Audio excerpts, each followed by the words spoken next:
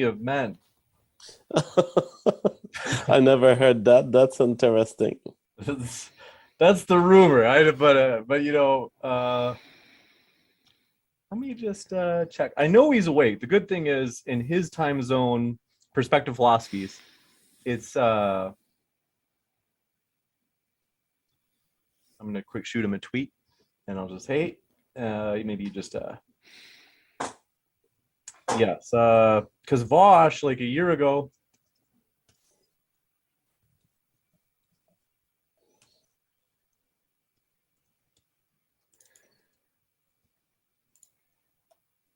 He was snooping around Jesse's likes on Twitter, and he found that whoever was in control of Jesse's Twitter that day, because I don't know, maybe it wasn't Jesse, because it would just be surprising, but whoever was in control of his Twitter that day was liking some male-on-male erotica, and I don't know who it was. Maybe it was a prank, but then I think it was, I heard I shouldn't even say this because this is only through the grapevine, so I have no idea. But allegedly, I think someone was telling me that Gavin,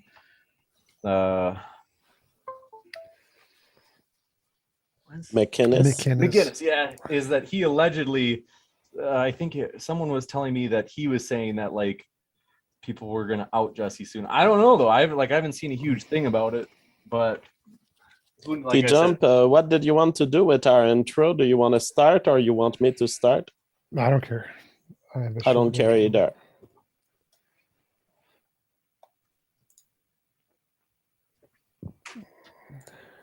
Sal, good to see you. Oh, I can't hear you yet. You might be on mute. Still can't hear you. Nope. No sound. How about now? Now it works. Okay, great. I'd like to test my screen share. Sure.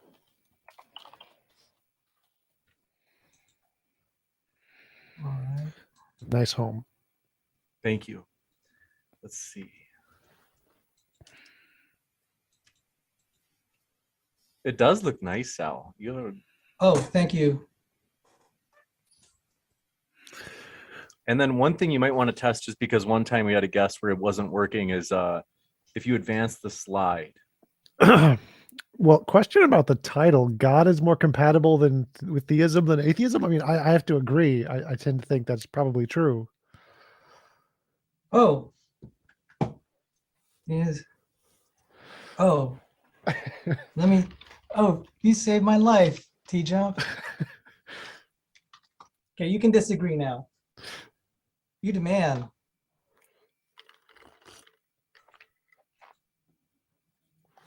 So thank you, sir. As No problem. This was all kind of just all slapped together, and I just that's my intro. You're a good man. I'm gonna try to get my lighting going here.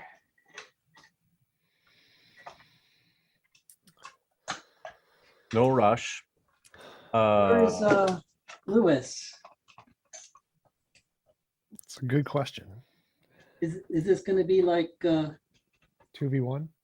Yeah, that's all right.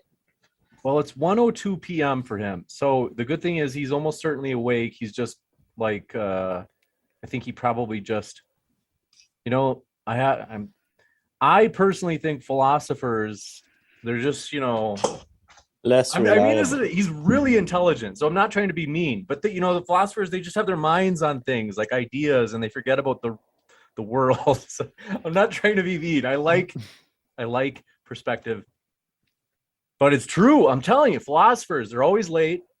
They're not late on my channel. What are you talking about? They're like the kind of absent-minded, and I don't mean that in a mean way. Like I said, I know it sounds, because I mean, I'll confess that I'm absent-minded, and I'm not even a philosopher. So let me. I'll stop my screen share now. All right. Oh, okay.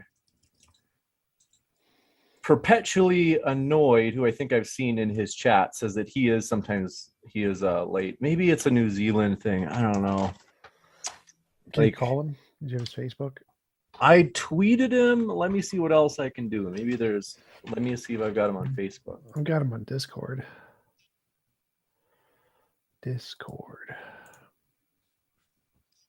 How with Lewis? Otherwise, I'll put in the chat that we're looking for a theist. I want to give him a little time though, because he's a perspective. He's online on Discord. oh.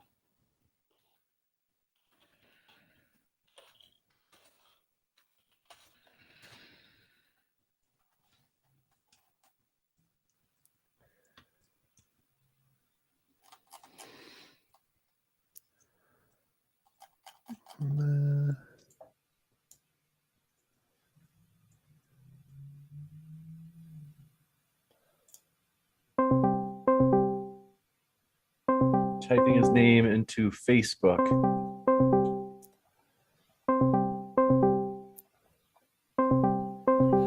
I'm calling him on Discord.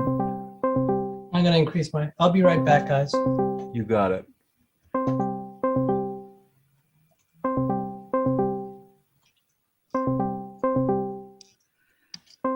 Is he like? He's not like chatting on there though, is he? I don't see him yet. We just turned off the call, so he has to be on here somewhere. I think I have his Discord on here. I don't know. I don't remember what it is though.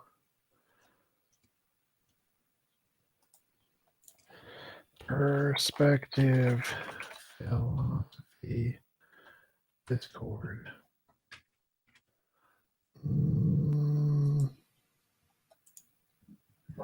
I don't think that's it. YouTube.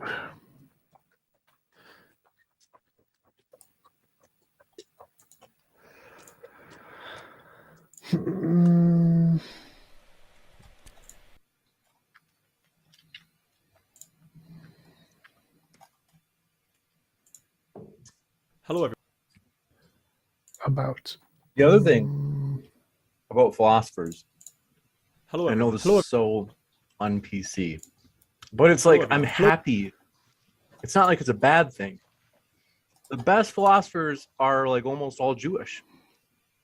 Is it really that bad for me to say it? Like, I'm like complimenting. well, the best of like it's bad for me everything to- are like mostly Jewish artists, bankers, movie makers, Nobel Prize winners. That's true. Try again. That seems true. It seems like it's especially true for philosophy. Like, if you look at like the top 10 philosophers ever, like they're almost all Jewish. At least like the top 10 alive today, pretty much all Jewish. Like 8 out of 10 probably.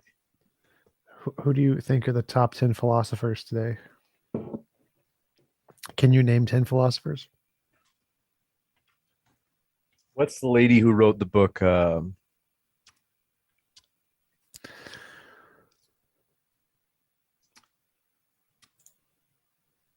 In terms of those alive today. He says, I got a message from Perspective Philosophy coming. Sorry. Okay, good. That's Maybe encouraging. a porn reference. I don't know. I'm trying to, without your dirty jokes, I'm trying to think of philosophers. Daniel, who's part of the Four Horsemen, as they call it. Dennett. He's at least part Jewish. He's Martha. definitely not one of the top 10 philosophers. He's pretty well known for being like. How are you assessing top 10 here? Just most famous? No, he's like a huge philosopher of mind. Like he's had huge contributions to philosophy of mind. And philosophy of mind is like, last time I checked, it was like the hottest. Martha Nussbaum, she's big time. Fred Hoyle? Let me think about the physicist. The physicist. Fred.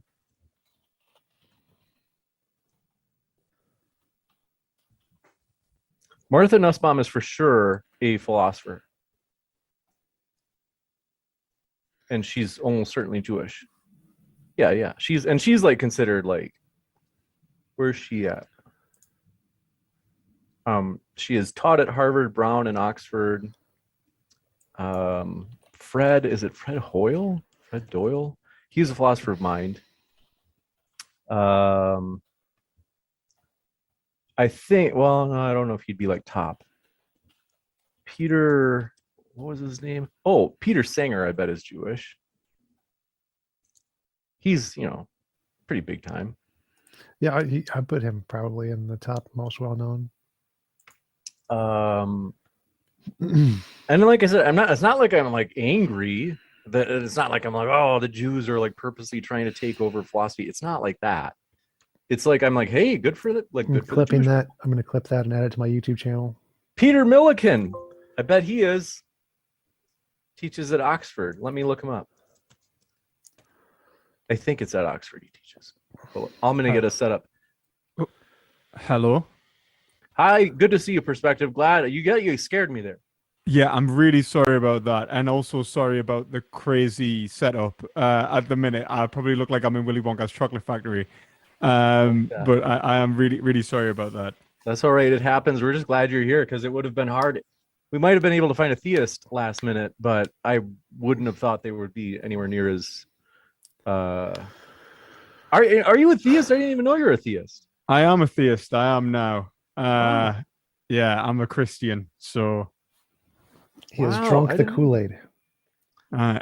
honestly, I've come here from metaphysics. I swear to God, it's not. I haven't just popped it. Like I started as a Christian, went agnostic, and then found my way back through metaphysics. So, Wow, that's interesting. Well, don't worry about Tom. He's like that all the time. But yes, I've put together a little presentation, not necessarily the best presentation, like just for the opening statements. Is that okay? Like, is it possible to? Yeah. Share screen. Yes, you can share screen. 100%. Let's do a test just to be sure that it does go smooth. And then thanks for your patience, everybody. It takes me a little bit to set this up in OBS, so you got to do what Destiny does. You play Nintendo while you're doing this. You just do that while Nintendo. Or you seem like maybe are you an online poker guy, JF? I don't know. No, NS emulators. Really? Did you see NES like Nintendo? NES, yes. Nintendo Oh! emulators. That's rad. That sounds really fun. That's seriously the kind of thing I'd enjoy. Wait a minute. I'm old school, and let's see here. Trying to That's work why out if you I can use the put elliptical. use in without having use in. I used to use two programs, you see, and it used to be a lot easier to do this because I used to use OBS and Streamlabs OBS, and then I could just use one as a virtual cam and then one as.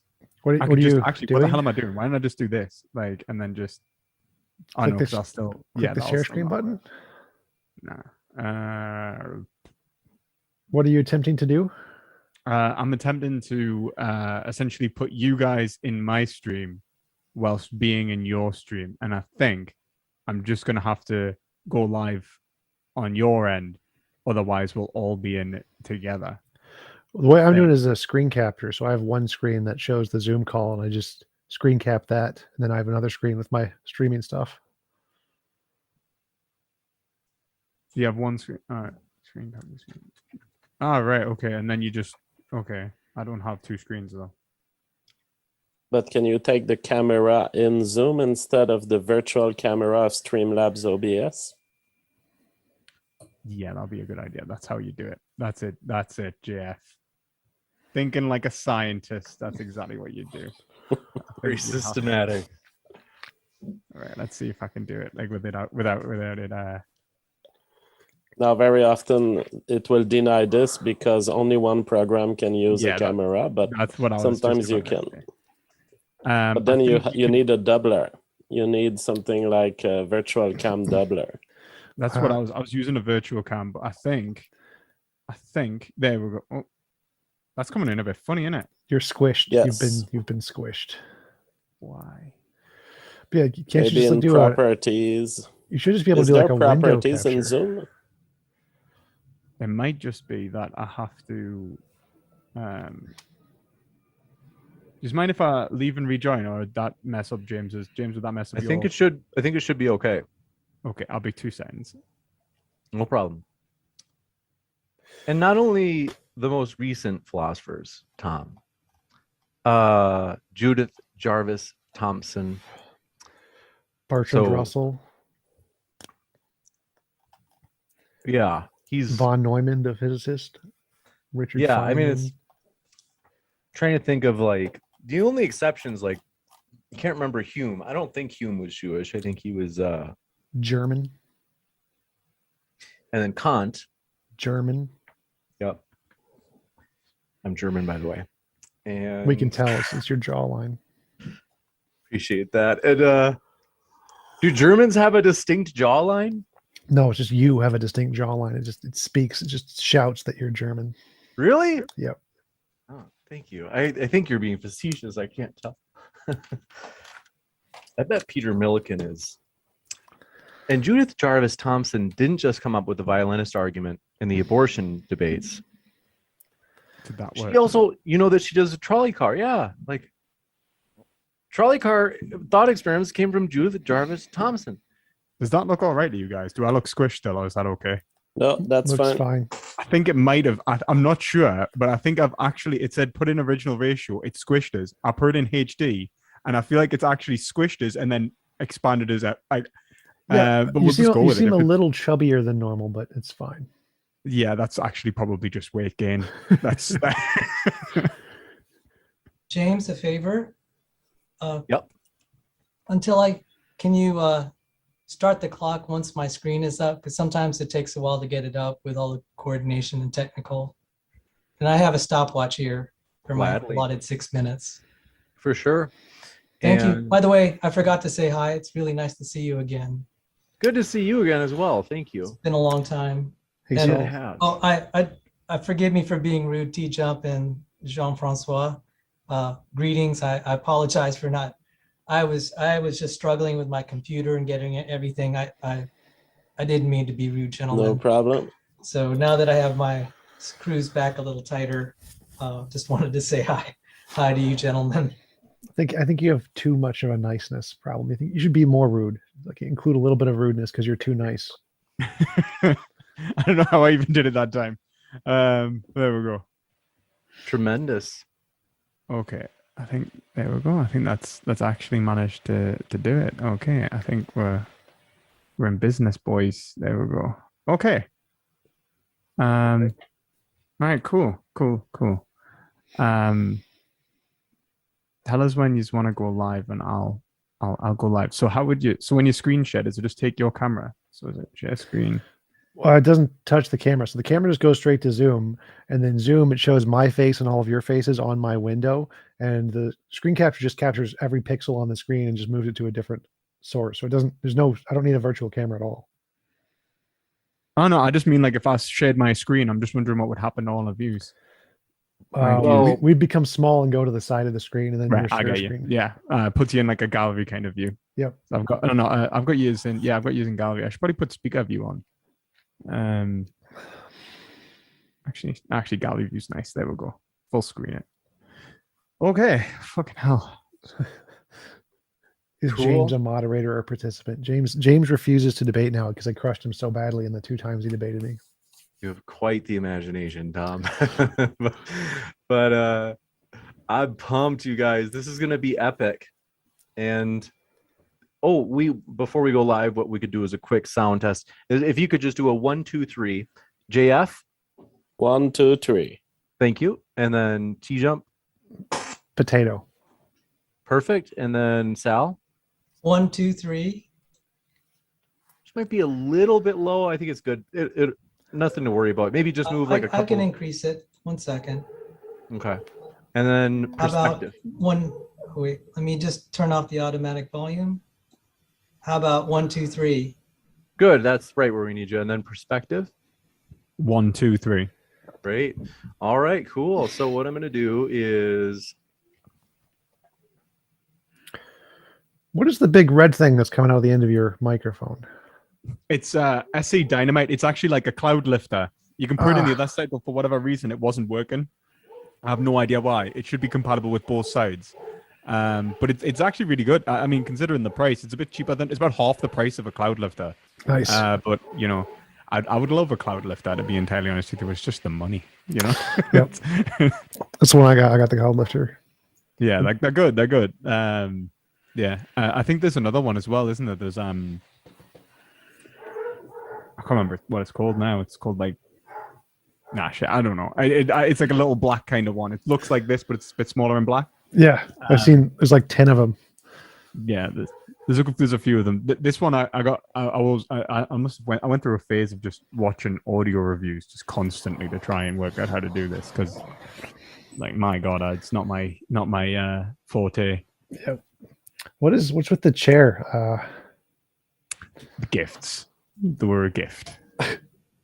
Yeah. This They looks don't even base. match. It doesn't even match with itself, really. But you know, there's two of them, and they don't match with each other either, which is kind of weird. But you just got to kind of embrace it. Like, I feel like the thing is, like, this green wall, right, for example, was actually supposed to be a dark green, and we ended up getting the wrong color paint. So I'm going over this with the dark green. So this is just a first coat. So I've got this proper like lime, well, like what is like a lime green. Yeah, it's supposed to be jade green or something, like a dark one, but it's just like this proper luminous green. I've got this funky chair. I swear to God, I look like I'm in like, I feel like a Microsoft PowerPoint presentation, like a theme or something. Reminds me of like the political YouTubers who have like big flags behind their like chairs. Seems like an ANCAP flag, but it's just green. Green, yeah. Actually, what We're all there is set. actually a flag that is green and white, I think, and it might actually. I think the vegan flag is actually a green V on a white background, so it might even just be perfect. Excellent. Well, we're gonna jump into it. Thank you both, or all of you. What we're going to do, I've got you guys all linked in the description. Definitely will shout that out throughout the debate, and then otherwise, we're ready to go. What I'm going to do is go on screen for a cold open, just saying, "Hey, everybody! Today we're debating blah blah blah blah," and we're starting right now. And then, technically, since it's not worded yes or no, there's no clear affirmative. Do either of you have a preference on which team goes first? Oh, I didn't want to say Philippa Foot came up with the trolley problem, so not the person. Yes, who said that. I don't have any preference. We'll come back to that. I don't necessarily have a preference. I'm happy to go first, though. Let's do that. Okay. And then, yeah, whenever you guys are going to share your screen, just let me know if you're going to, and then I'll switch it over to the audience so they can see as well. But yeah, I'll hand it over to you guys, the theists. And so whoever would like to go first between the two of you, you can decide right now. And then we'll go from there. So, thanks for being here, guys. This makes it fun for me. Fun summer nights. Here we go. 3, 2, 1.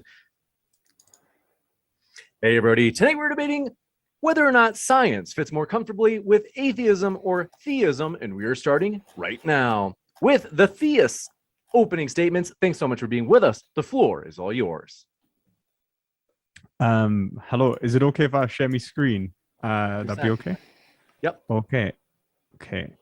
So can you guys see that? I'm fitting it to the screen because last time it was a little bit more zoomed in. And Hermeneutics as the basis of scientific knowledge. Yeah. Okay, great. So yeah, this is my presentation. I'm going to try and fly through this as fast as possible because I'm going to try and cover about 300 years of philosophy in 6 minutes or so. So let's just do it. So to start off, I thought that would start with a Kant quote, which is essentially that this is a tribunal. This tribunal is no other than the critique of pure reason, because that is what this debate will be, whether reason can justify itself, or specifically, whether inductive reason can justify itself. I thought I'd give a quick outline of where I believe the compatibility of the hermeneutic model, which you can see in blue, the whole, the contextualized experience, the parts integration, all necessarily forming a complete subject analysis, and the scientific method as observation, research, hypothesis, and experimentation, and then analysis and the reporting of conclusions into a new observation, which is then reanalyzed. So unity as the key of scientific method. I'm taking that the uniformity of nature that is present in all modes of scientific thinking. Uniformity implies the experience of a priori necessary knowledge within reality, and that Hume was the first to demonstrate that. So now we'll have what is called induction versus deduction. To give a quick outline, inductive arguments are judged on their strength. Deductive arguments are judged on their validity. An inductive argument would be akin to saying every P I have observed has been a Q. This is a P, and therefore every P is a Q. Or all birds I have observed fly. This is a bird. This bird can probably fly. They are probabilistic arguments and not necessary arguments. You can't say that the conclusion necessarily follows, and it actually adds something to the premises. A deductive argument is quite the opposite. It is necessary. Every P is a Q. This is a P. Therefore, this P is a Q. All men are mortal. Socrates is a man. Socrates is mortal. I don't think anyone would necessarily have a problem with that. This is literally just inductive versus deductive arguments. So the problem of induction. The problem of induction is, how do we prove induction? The issue with induction is that it cannot be proved deductively, since the conclusion adds to the premises, and in other words, conclusions do not necessarily follow. Induction cannot prove induction, since it would be circular and just an assertion. So some probable responses. How do we know what is most probable? Probability. Like, how do we know whether... It's fine. How do we know... apparently there's no video on my side, actually. I'm sorry, 1 second.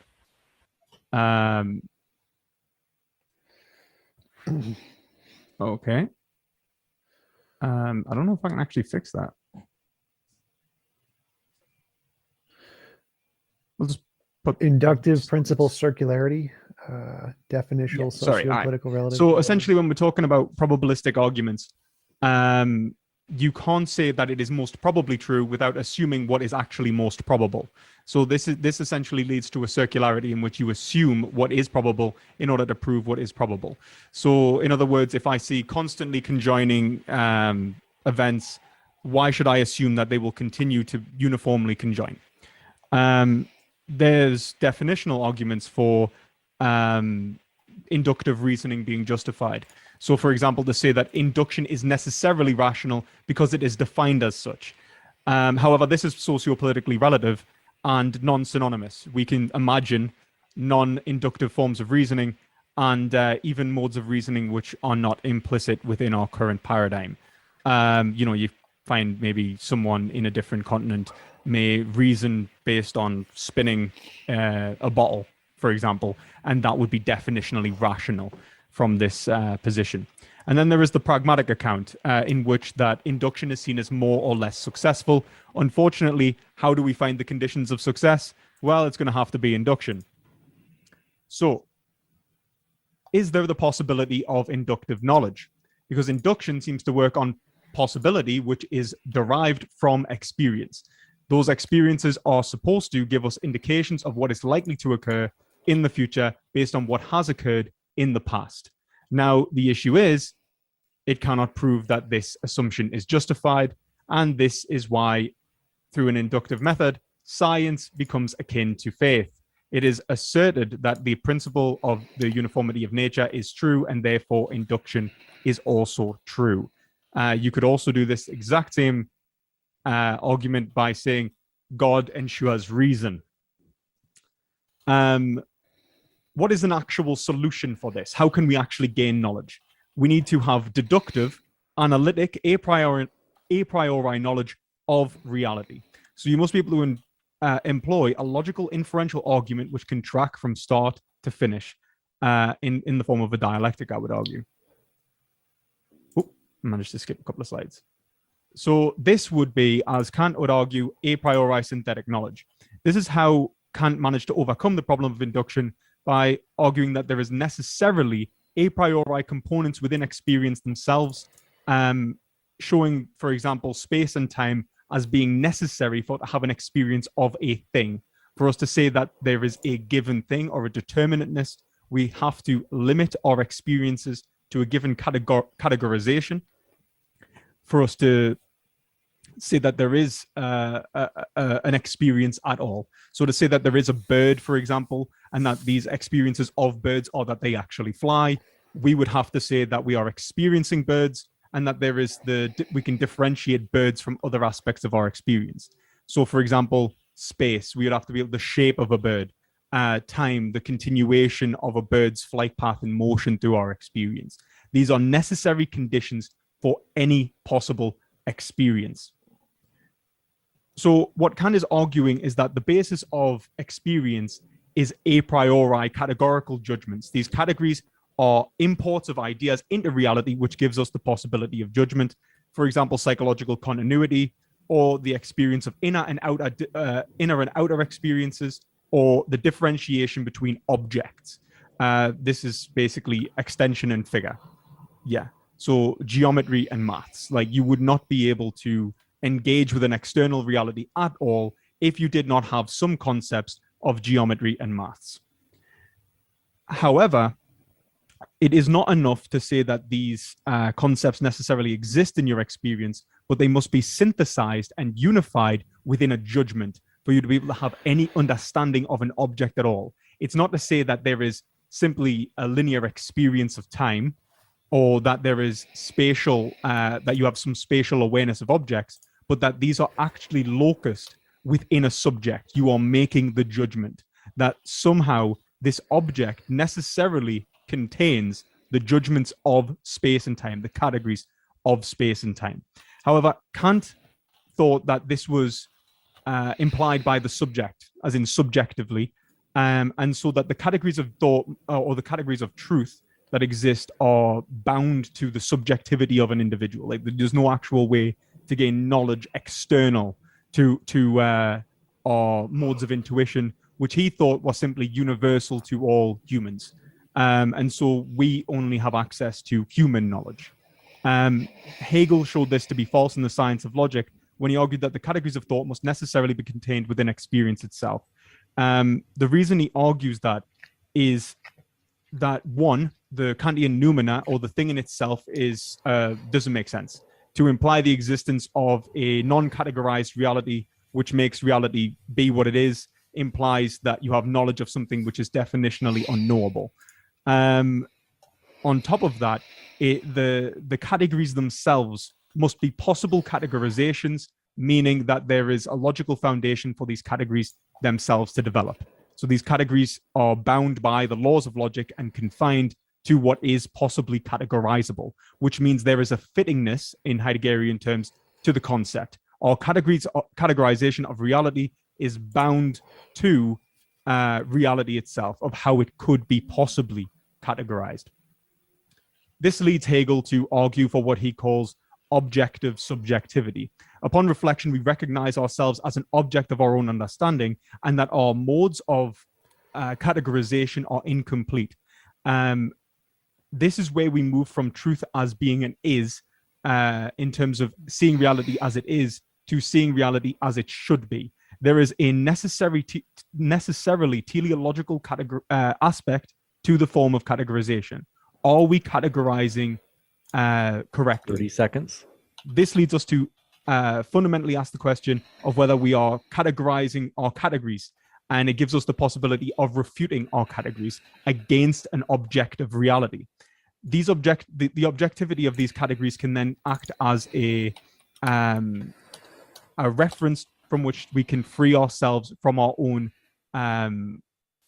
psychological bias and subjectivity.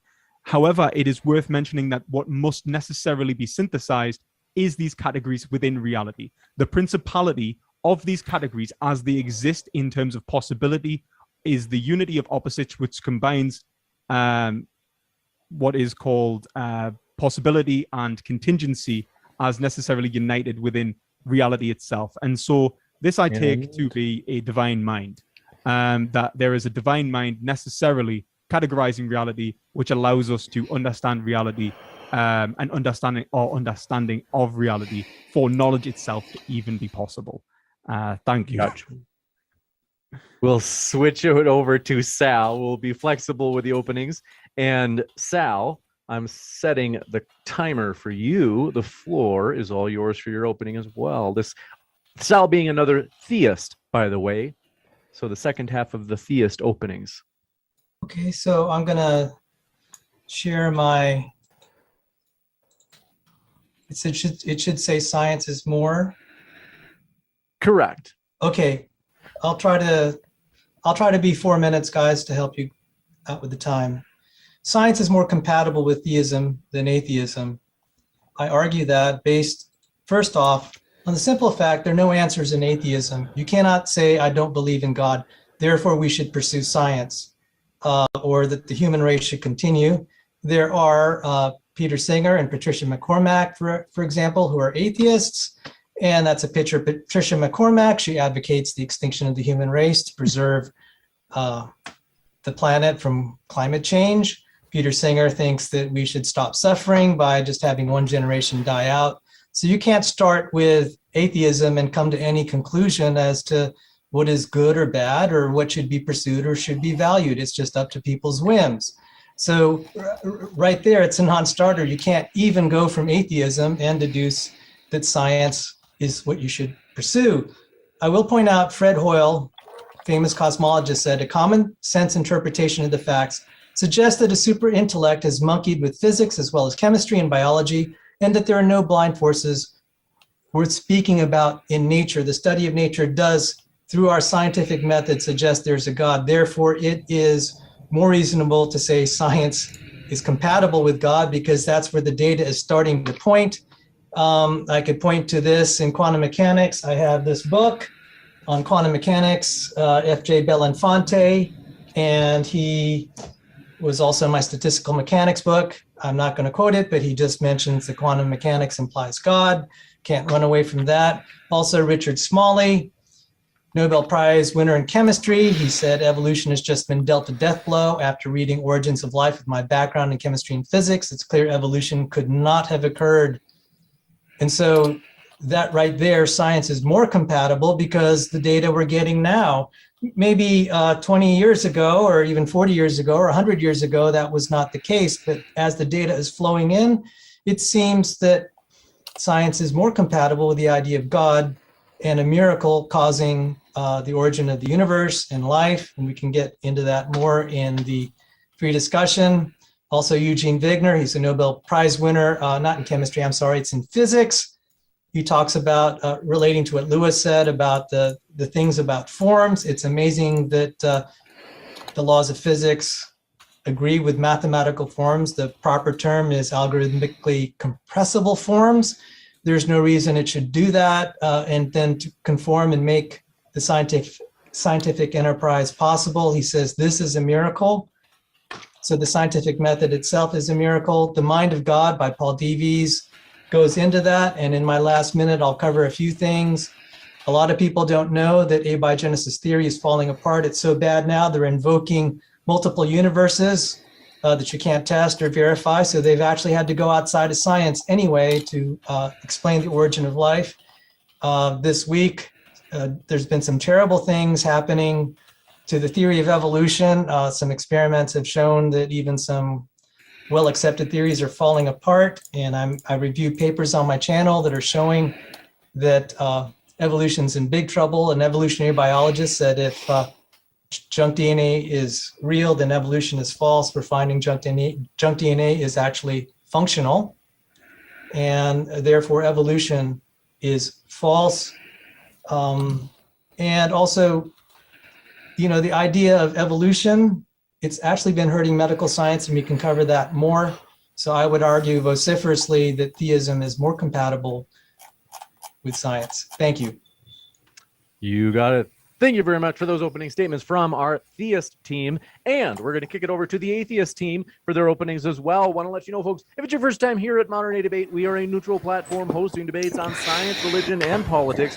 We hope you feel welcome no matter what walk of life you are from. And hey, if you haven't yet, hit that subscribe button as we have many more debates to come. With that, JF and TJump, thanks so much. The floor is all yours. All right, TJump, would you like to start? Sure. The question is science more compatible with theism or atheism? And in order to show which hypothesis is better, you need a hypothesis that makes predictions, and the one that makes predictions successfully the most is the better hypothesis. The one that does that is the atheist naturalist hypothesis. The God hypothesis makes no successful predictions. It just doesn't do anything to show that it's true. Simply saying that there are some things that science can't answer, or there are some things we don't know, isn't an evidence of God whatsoever. Simply saying that you need a divine mind to categorize things isn't evidence of God whatsoever. It's just an assertion. Clearly, we don't. Sal presented a bunch of quotes of scientists who agree with his position, but didn't actually explain how any of what they said is actually evidence, because it's not. None of them actually have evidence of a God, which is why the consensus and majority of all of the experts in all of those fields are atheists, because all those quotes he presented are just those specific scientists interpreting the data in a way that they like, but none of them actually have evidence to support that sentence. That's just their personal favorite interpretation. So we're going to need some evidence to why those statements would be true, not just a list of statements from famous people.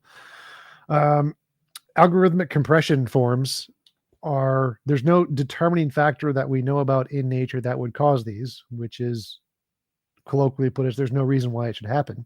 But they didn't say the fact that we don't know of a reason why it should happen, therefore it must be a miracle, is a basic argument from ignorance fallacy. We don't know, therefore God. So that's also not evidence of God. It's literally a basic fallacy. So those were like the only arguments I heard in the openings of my opponent. So couldn't really follow much of what they said in relation to the topic of the debate. And I love, from perspective philosophy, to give me like a structured argument, premise, conclusion of evidence of a God. That would be super helpful. But yeah, so the best hypothesis is the one that makes the novel textable predictions and gets it right. And the only one that does that is naturalism. There's no evidence of any kind of supernatural anything ever, because none of them have ever been able to make novel successful predictions. And so science, which is the field of novel successful predictions, indicates naturalism more than theism. Absolutely. I agree with everything that TJump just said. And the whole argument of perspective philosophy, basically, I recommend to the audience, put it in a box, throw it in a trash. There's nothing there. Perspective philosophy's entire argument is based on the premise that science must find an answer to his philosophical problem of induction. It is not a problem of science, the problem of induction. It is a problem of the critique, the philosopher critique, who comes in and is unsatisfied about the circularity of knowledge that he perceives in the scientific method. But the scientific method never promised that it would develop absolute knowledge that is non-circular by the standard of philosophy. And by the way, the philosopher, perspective philosophy here, never applies this circularity argument to his own thinking, because his own thinking has led him to conclude that God was necessary, and yet he was necessary based on his own thinking. There's your circularity perspective philosophy, but the theist only finds circularity in the scientific method, which has not been defined and which has not been adopted to address their philosophical problem. The scientific method is simply the best machine we've found in terms of a series of methods and a series of a priori axioms that, yes, we adhere to with no philosophical justification, just because it's been delivering. The amount of understanding of the universe that was delivered by science has outcompeted any religion, any tradition, any other form of human communication. It carries predictability from why squirrels exist to why the entire universe exists. And so that's the method of science. It doesn't have a philosophical promise.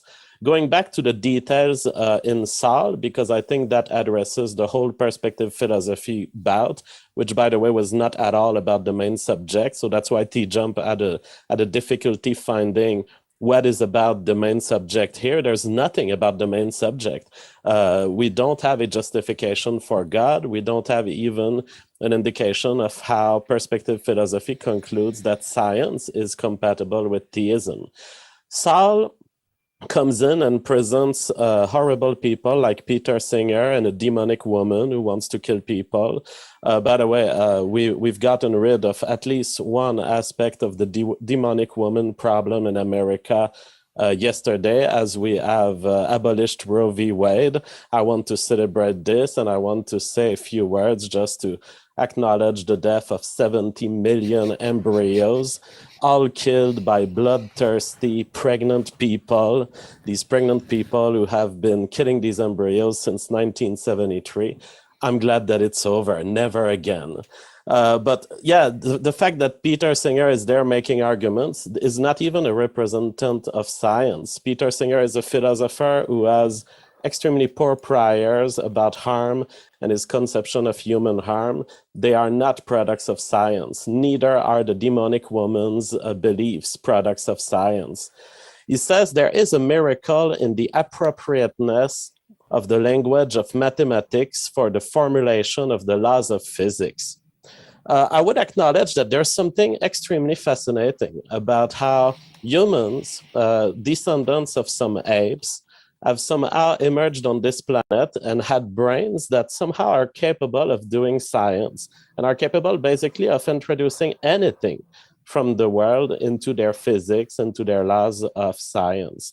It's fascinating, but it doesn't mean that a God is necessary as an explanation. And by God, I mean an intentional being creating the universe. As it turns out, evolution is a satisfactory explanation for why humans have developed extremely plastic and extremely variable language, which can basically integrate anything. The reason is if you have a blind spot in your communication system, if there is something that your language cannot represent, that blind spot could eventually be an evolutionary weakness. And so it's absolutely natural under the theory of evolution that species, they evolve to gather all information from around them that could be relevant, and they evolve to be extremely plastic as to how they will interpret it, how they will react to it. So evolution being a satisfactory explanation for why you have general intelligence, general patterns in the brain that can represent anything, there is therefore no need to invoke a God explanation. And then, as a last comment, Sal makes the argument that there are some well-accepted theories in evolution that are falling apart, that, for example, junk DNA, if it's real, then evolution is false. That is a false premise. Junk DNA could be true or could be false. It is by the standard of empiricism and evidence gathering that we will determine if they are. And nothing is incompatible with the theory of evolution, whether it's junk DNA is true or junk DNA is false. Personally, I've always thought that there's probably functional aspect to junk DNA that are ignored and that we don't yet know. But whether you believe that junk DNA exists or not has no bearing on whether the thing that you're looking at has evolved. Junk DNA could very well have evolved from the simple noise, the generation of mutations that don't get selected, or junk DNA could have evolved to have functions, in which case we would say simply that it's a product of natural selection. All in all, we have a perspective philosophy who provides no argument at all for the compatibility between theism and science. His argument is purely philosophical and does not address what science does. And Saul makes false arguments around theories that he misunderstands from science. Science is much more capable of handling the contradiction that Saul Cordova here perceives.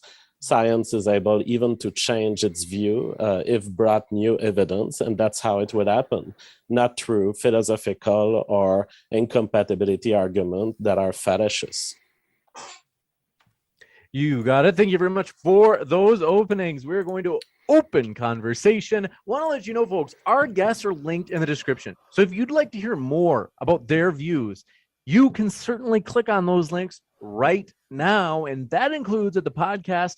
If you're listening via the podcast, as all of the debates on Modern Day Debate end up on the Modern Day Debate podcast within 24 hours, you can find our guest links there as well to learn more about their views. So with that, thank you very much, gentlemen. The floor is all yours. Yeah. Well, I actually wanted to ask about perspective philosophy. I was going to say, can I just quickly respond to Jeff more than anything, since actually one thing I will say at TJump, I do think I need to outline things a little bit better, maybe make my position a little bit more clear. Yeah, I wanted to. Can I try to steelman your position? Because I want to see if I can interpret what you were saying. Well, before you do, I just want to point out GF's position. Like, if I had done a better job, I really feel like GF couldn't have made his argument so bad in such a small space of time. I just don't understand. Like, a priori axioms, you start saying that science does not consider the foundation of its own knowledge So it's just asserting the existence of scientific knowledge. That other individuals have poor priors while speaking to Peter Singer, yet arguing in your own statement that these are assumed, that these are axiomatic assumptions, and you don't even address what knowledge is and whether science is capable of even producing it, and how science could be, in terms of reasoning, be capable of producing it. What outlines the separation between a scientific method and a non-scientific method, and whether the scientific method is even able to produce knowledge. So you manage to not only contradict yourself, but completely move over everything I said in my PowerPoint, which is fair enough. Maybe I didn't explain myself well enough, but my God, like anyway, sorry, TJump, you wanted to. I just want to respond to this, and then we can get to TJump. Just to say, knowledge can have various definitions depending on the context in which it is used. Knowledge, as a general tree of knowledge, I would say knowledge is coherence. And that's true in mathematics and in empiricism. However, when we talk of scientific knowledge, very often we talk of the capacity of a system of the mind to predict the future. And so knowledge is just how much of the future can you predict, or just how much of what you don't know yet can you predict based on a scientific theory. That is the general standard for empiricism. Right. So you're saying so it's just simply logical consistency. So there's no correspondence necessarily involved in the production of knowledge. So for example, he scientific method said, testing sorry, just to clarify, he reality, literally said that it's correspondence to future prediction. So he was saying that it was a correspondence. He said knowledge is basically coherence, and then said correspondence to future predictions. So it coherent against itself. Like, is there any value of empirical testing? The thing is, when you define knowledge as a whole, you have to include the truths of mathematics, and the truth of mathematics are purely abstract, and they don't come with a prediction in the world unless the world is made of mathematics or is behaving like your mathematical structure. That's why I say at the base level, knowledge is coherence. And then when we talk of scientific knowledge, we really talk about interacting with the empirical world around us, and then it becomes a finer definition. Okay, so if let's just say like the production of numerical identity that exists in mathematics and its necessarily logical relationship with each other. Yeah, I would agree. That would be deduction, and I would say that would underpin induction. But I'm pretty sure that's going to contradict TJump's position, because now you're going to have to say that there is a deductive aspect, which is fundamentally the basis of an inductive argument, and that it's not probabilistic and it's necessary, that there is a necessary identity at the bottom of reality. Well, so that's fine. Like in empiricism, we can accept analytic knowledge just fine. Like I don't understand how in your argument. So I'd like to move back to like the topic as much as possible. Okay. I don't understand how in your presentation analytic knowledge in any way indicates a divine mind. It was like your concluding remark to this foundational argument you made was something like, for knowledge to be possible, you need a divine mind to categorize things, or something along those lines. And that doesn't seem to make any sense. Like categorization can happen in my mind just fine. I don't need a divine mind to categorize things. Nature has a particular nature to it in which it organizes itself and has things in particular categories. Some particles have X number of neutrons and protons, and some particles have a different number. That's not a divine mind doing those categorizations. It's quantum fields doing those categorizations. So these abstract concepts don't need to exist in a mind to have separations or differences between things. That's just a fact of nature, and then our minds can classify those just fine. So I don't see how your argument that you need some kind of a divine mind to categorize things applies. It seems perfectly rational to think that reality categorizes things and we just define them. Well, let's just double back. One, from my understanding, you argue for induction. That's correct. Like induction as being the basis of the scientific modality. Yeah. And induction is a language, and language is based on logic. And so the deductive part is a structure of the language that we use to form induction. Induction is a form of reasoning, and it exists in the natural language, but I mean, it exists as a form of thinking. Yes. So logic undergirds all of that. Yes. Yes. But when we're talking about probabilistic probabilistic theorizing, would you say that where would you gain the basis, for example, of I don't know, a probable occurrence that is that? So I'm assuming you think knowledge comes from primarily external basis, an empirical basis. That we gain it from. No, so I'm fine with conceptual knowledge. So a priori analytic knowledge is fine. I'm happy with that in my worldview. Okay, what about a priori synthetic? I don't accept that as a legitimate categorization. Okay, so then here's the issue. If there is this is what's called Hume's fork. So Hume's fork essentially is the separation between a priori and synthetic knowledge. If you separate a priori and synthetic knowledge, how do you know whether there is a principle of cause and effect or the uniformity of nature operating within your observation? I don't care. It doesn't make a difference to my argument. Well, it does, because it's the fundamental basis of induction. No, it doesn't make a difference to my argument. So either way, you can say that is or isn't the case with or without a God. So you need to show how anything you just said relates to. Well, I will. I will. But I mean, I'm just trying to move from like inductive reasoning to deductive reasoning. Premise, conclusion. Can you give me an argument for God? Because none of what you said, it matters. It's just like I don't accept Hume's synthetic analytic or any of those kinds of distinctions that he made. I think they're all problematic. I don't think there are any like legitimate. Okay, well, why are they problematic? Like, come on, if you don't accept Hume's has nothing to do with the topic. It's like I don't want to go into. It does have something to do with the topic, because it depends on whether there is an a priori concepts within nature itself and how those a priori concepts you have to relate to one demonstrate. You another. have to demonstrate how it relates to the concept first, and then we can talk about it. So can you give me? I'm showing you that. Well, one, I'm arguing that I'm trying to demonstrate to you the necessity of a priori concepts unifying your experience of reality, as in you simply would not be able to have an experience of an object if it wasn't for something like space and time. Sure. Right. As in your ability to categorize reality within your mind. Sure. So what does that have to do with a God? Okay. Well, if we accept that, that means that you never actually engage. This is the whole Kantian point, that you never actually engage with an uncategorized reality. That's so. You so never if by engage. Remember, I said earlier that quantum fields can do all of the categorization for us. They can separate things into time and space, and so time and space exist because quantum fields do the categorization. You don't need a mind for any of this. Why would you need a mind to do with this categorization you're talking about? What I have to do is I'll give you a chance to come back. Perspective, but I do, just because JF and Sal have been waiting patiently. I just want to see if they had any thoughts that they want to jump in with as well. Oh, that's I think TJump closed perfectly, so let's hear Sal. Well, thank you first off, gentlemen, for giving me a chance to promote my channel, because a lot of the responses to you will be on my channel in more detail. But let me point out what the law of physics tells us. The laws of physics makes it possible for 500 coins to be all heads. It does not make it probable.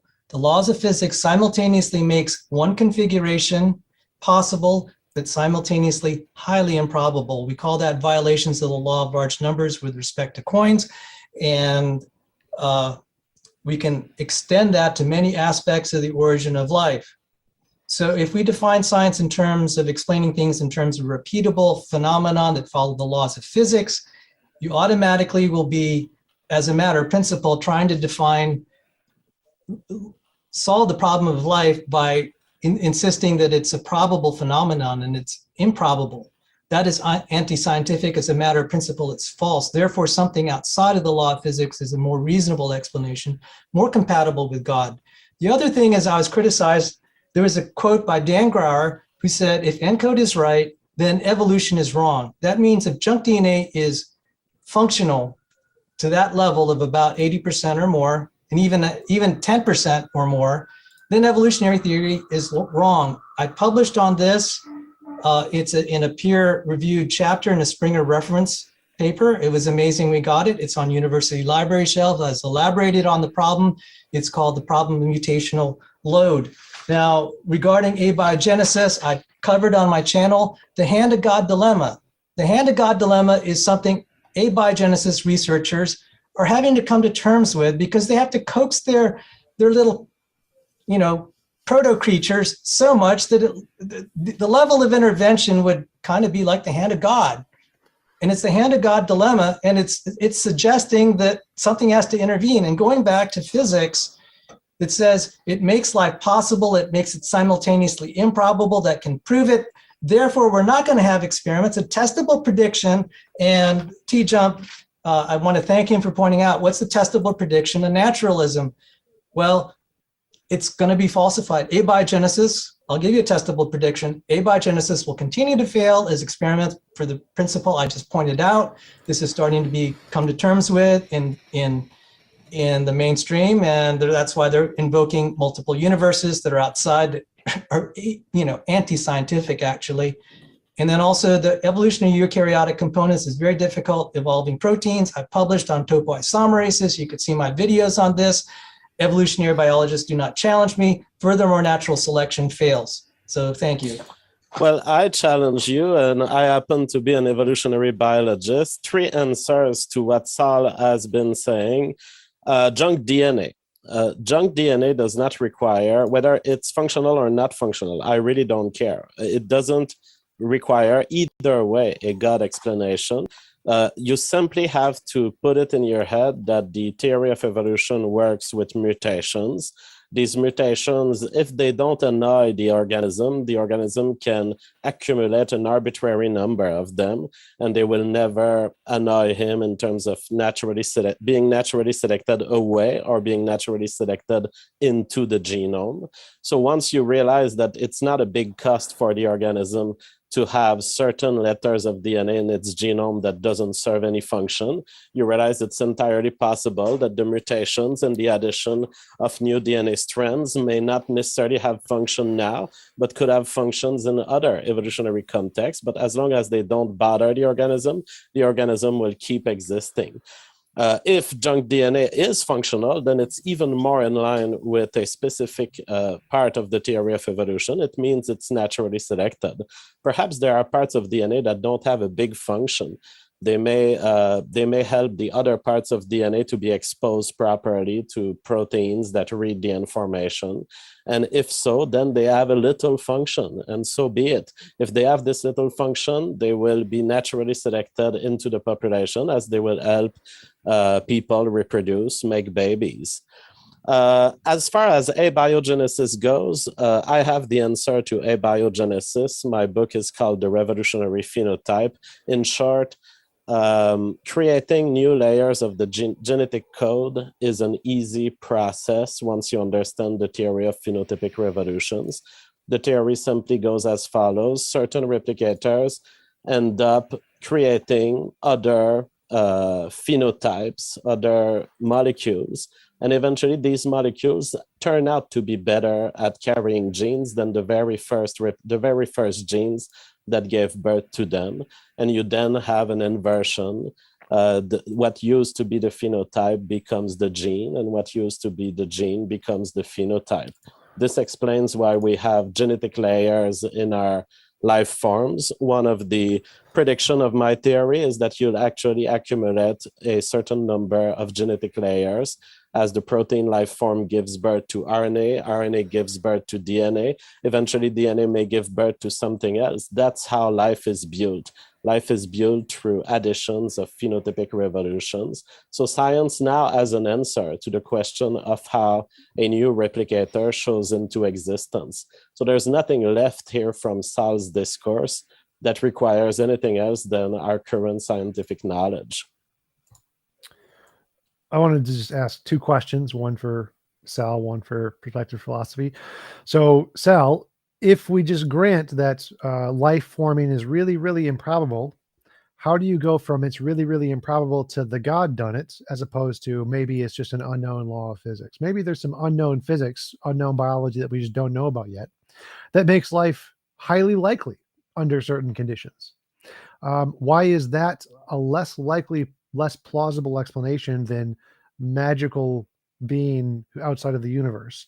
And for Protective Philosophy, to pick up on our last conversation, why does categorization require a mind of some kind and not just quantum fields? I'll let Sal go first, and then I'll. Well, thank you. TJump, that's actually a very good point. How do we go from life is improbable to there being a God? I've established life is highly improbable. We can go through all the papers.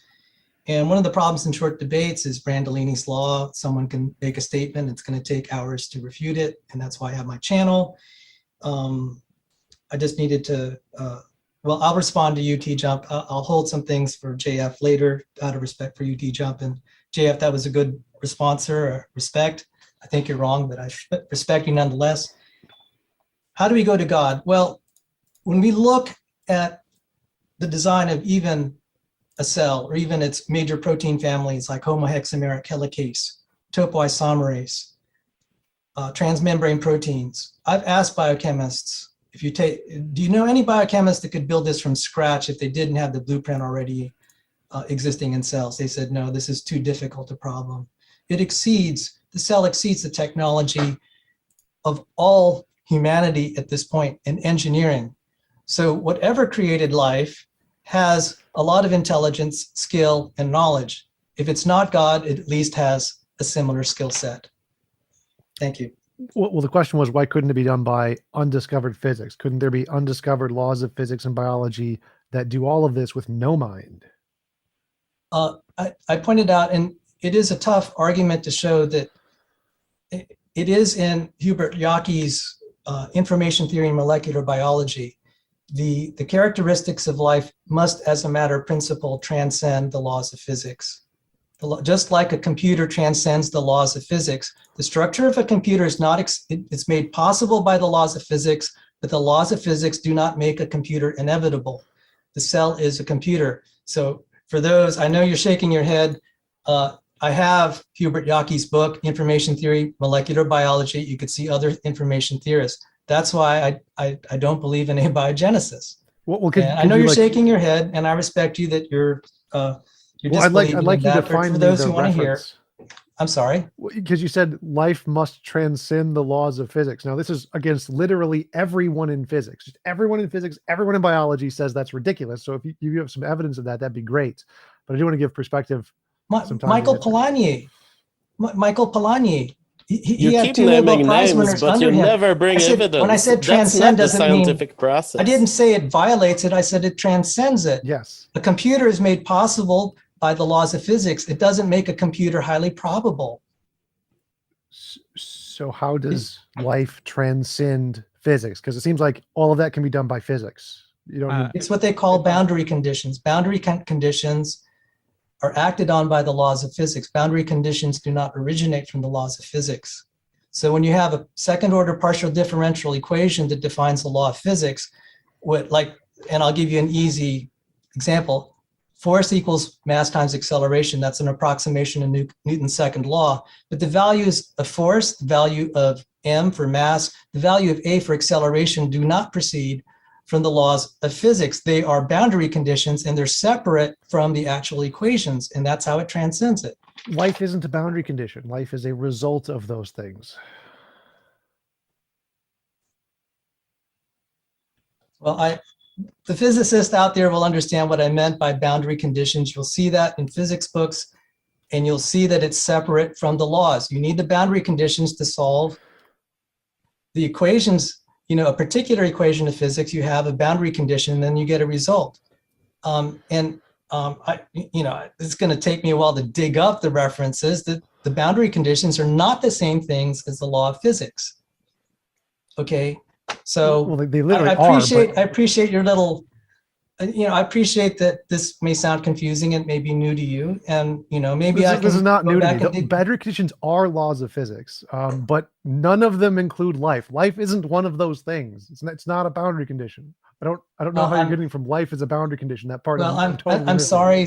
I'm sorry. We're going to just have to disagree on this, and it may not be worth. I'd like to give time to Lewis, and if people want to debate me more on this, there is my channel. And but thank you for contesting me and making this such a lively discussion, TJump. Okay, yeah. So my argument is very much philosophical alone. I'm not really going to engage in any scientific specifics in relation to evolution versus creation. As far as I'm concerned, I'm happy to go along with scientific consensus because, well, I simply do not know better.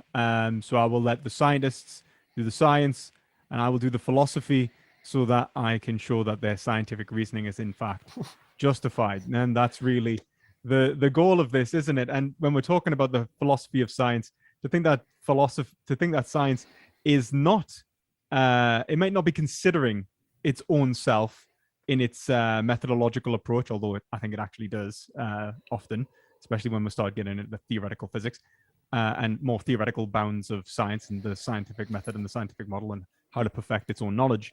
But the reality is that any knowledge that it produces must necessarily be justified. It must justify itself rationally. And so, just to JF, you can't just assert something's true. Okay, that's the point. So in order to hopefully get this back on course to TJump's question, which is why must we have a unified mind in relationship to or a divine mind specifically? Why can't these simply be unified within your mind? Well, obviously what you're purporting there isn't actually basic empiricism anymore or materialism. It would actually be transcendental idealism, or transcendental realism, where you would say that an object necessarily entails a priori immaterial categories within for it to be an experiential thing in the first place. So categories of space and time, which are necessarily categorizing an aspect of reality for it to be intelligible. They don't actually, the matter isn't, or the quality which is being categorized isn't the category. The category allows for the experience and the understanding of the thing itself. And so before you'd even say that there is a thing, whether it's a quantum field, whether it's a particle, whatever you're actually analyzing, you're already applying categories of the understanding to it. And these are a priori. These are prior to experience. These are necessarily true, analytically true, and are immaterial in that respect. They are ideas. And that's fundamentally true. Now, whether they're synthesized in your mind, I do actually think they are in many ways. I think that your mind is synthesizing them. I think Kant was actually onto something when he said that, that these are synthesized in the intuition, well, that by the pure intuition synthesizes the stimulus from reality into. Do you mind if I interrupt just to ask a question about the previous thing you just said? So from my perspective, I'm not advocating for transcendental idealism. I'm saying physicalism. The physical stuff exists first. So I think space and time are literal physical things. They are a thing that exists. And then we come up with categorizations after we see them, after we experience them. Obviously, they must exist first to create our brains, and then our brains come about and make up categories. So there's no consciousness prior to human brains in my model. Well, why would we need those first? Yeah. That's the this question. is the problem, and this is why I wanted this is the problem of induction, primarily, or related to the problem of induction or Hume's fork, actually, when I tried to bring it up before and try to argue that, well, these a priori concepts necessarily must be contained within any experience at all for it to be an experience which is understandable. The whole point of Hume's fork is to say, okay, we have identities, we have belief states about identity, about reality as we see it, right? Like that this is a table, that this is a wall, that let's say shapes and forms exist, that numerical identity exists. The problem is that if we say that knowledge is external and gained through impression, there is no reason to believe that any of our beliefs about those impressions are necessarily contained within the impressions, specifically. And he puts this forth by in relation to cause and effect, which is the uniformity principle, which is necessary for induction, as two billiard balls striking each other. He says, I see one ball strike another, and I do not see a third term betwixt them. In other words, you cannot observe the principle of causality, from which leads you to believe that event A necessarily caused event B, that there is a relationship between event A and event B, which would create a logical inference, which would justify your ability to predict probable futures. And this is why Hume is necessarily arguing against Newtonian physics, and why Kant is actually defending Newtonian physics by proposing transcendental idealism or transcendental realism. Now, that transcendental idealism means that we exist in the phenomena, That there is the Okay, I'm totally relationship totally between- lost again. So my question Okay. was, I don't care about induction. You can just forget everything about induction. It means nothing to me. I want to know, why do we need a transcendental mind for things to have properties? It seems like things can have properties, and those properties can be described with categorization, but the categorization doesn't need to exist in any mind. It's just things have properties in and of themselves, What's a thing? like particle, wave, energy. What is a particle? Why would you say a particle exists? What is it? Where does it exist?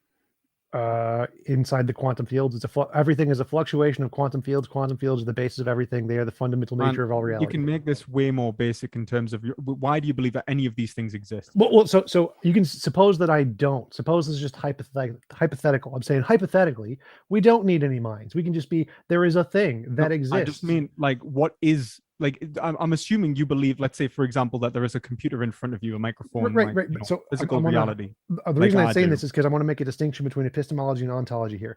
So, like, this is kind of where you and Oh, JF Jeff, were the talking distinction. past each other Yeah. too. It is logically possible for there to be a reality where it is literally materialism is true and there's physical stuff that exists first. Now, whether or not I know this or whether or not I believe this is irrelevant. It doesn't matter. This is possible.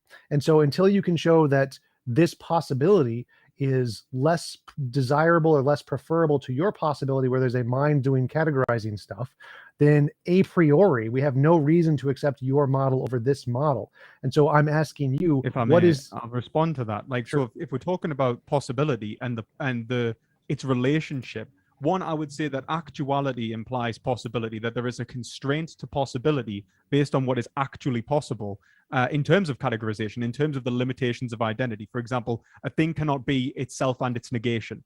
There has to be that there is this in modal logic is called the necessitation rule, that it must be necessarily possible. So possibility itself is limited in terms of its logical relationship with itself, in terms of a unity, in terms of its actual existence. And so when we talk about possibility, first and foremost, we already have to presume the actual foundation of what is and is not possible, which is logic. Logic is necessarily presumed within reality itself. so I agree with everything you said, but right now that's the I'm glad you same in did, both 'cause of our you worldviews. didn't. So you'd still need to say there needs to be like a Well- symmetry breaker here. Why should we prioritize this is- yours over mine? In terms of the relationship between an identity, the given conception of a thing, and the experience of a thing, and your beliefs about a thing, and an external impression, like, so for example, like Hume is actually saying, right, in terms of I'm assuming you're going to argue for some sort of empiricism. No, is that no, I'm not. I don't care No. anything about empiricism. The only thing I'm arguing is a priori, with no knowledge of the world whatsoever, it is How the logically fuck the do you case think that you get both knowledge? so what I'm trying to get you to present me a reason to assume we're just minds. I know, but I'm in a trying to. vat. You're a materialist, right? Like, how do you gain No, knowledge of the no, material? we're not there yet. So I don't care about materialism right now. We're I'm not just there asking yet. you How far back do you want to go? a priori knowledge. So your thing, Yeah, you claim so your thing, a deductive priori knowledge. Let's Now, just a stop, priori one sec. A So- priori knowledge about a thing. Like, why do you think What? you can have knowledge about a given thing? That's the point. Like, what I'm attempting to show is that any form of knowledge is only possible if there is an analytic precedent which pre-exists it. In terms of reasoning, reason can only justify itself if it can deductively establish its own truth. That's the point. Well, I don't care. I don't care about my reason being You justified. necessarily have to care. If you don't accept that reason, it creates knowledge. I can just say then you none of fucked. my reason is justified. I can say like the scientific argument you made with JF that None of my science reason is doesn't justified. science think you can doesn't say one sec. So science doesn't talk about its base and justification. It doesn't care. It doesn't care what the justification is. Maybe we're in an idealistic world. Maybe we're a brain in the vat. Maybe we're in the matrix. Science doesn't care about any of that. It works. It works. We don't care why. So It wait, only to even say that it works, you have to be able to propose. No, you don't. It only has to appear to Yes, work. you If do. No, you don't, because works is methodological. If it appears to work, it works. Those are synonymous. But that's a relevant point here. So the point here is that you can just assert it. It works. It works. Why? Because it works. No, it's relevant. No, so because the of history. of history. And how do you know what history? For fuck's sake. Who cares? Who cares? I Epistemology see doesn't stuff matter. around me, and even if that history is the history of a fucking virtual matrix plugged doesn't- into my brain in a I vat, don't think- I I don't don't think give a you're shit. missing the Science point. still You're predicts missing the that point. better than You- your framework. No, I believe in science. What you're arguing for is fucking magic. That's the problem. Like No. this is No, this it is the- not magic that Yes, it is. science You're has like, successfully how do I predicted know? Wait that a there minute, would no, be no. genes, and How then do we I found know? the How do I know genes. science And is it's not predicting magic that science true? has predicted all of the gravitational interactions between the Right. stars, and it turns out that it was true. It is No, not magic I at all. It believe is in history. science. It will come I right back believe It to is you, a Chris. science, history man. of stacking truths one after the other, and I all believe of in it truth, and I being believe true. stacking truth. That's the look. To even say that, even be able to say Stacking correct truth. predictions.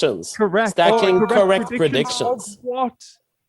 Predictions of what we will see in the future. Predictions of what you will see. Okay. And Yes. what?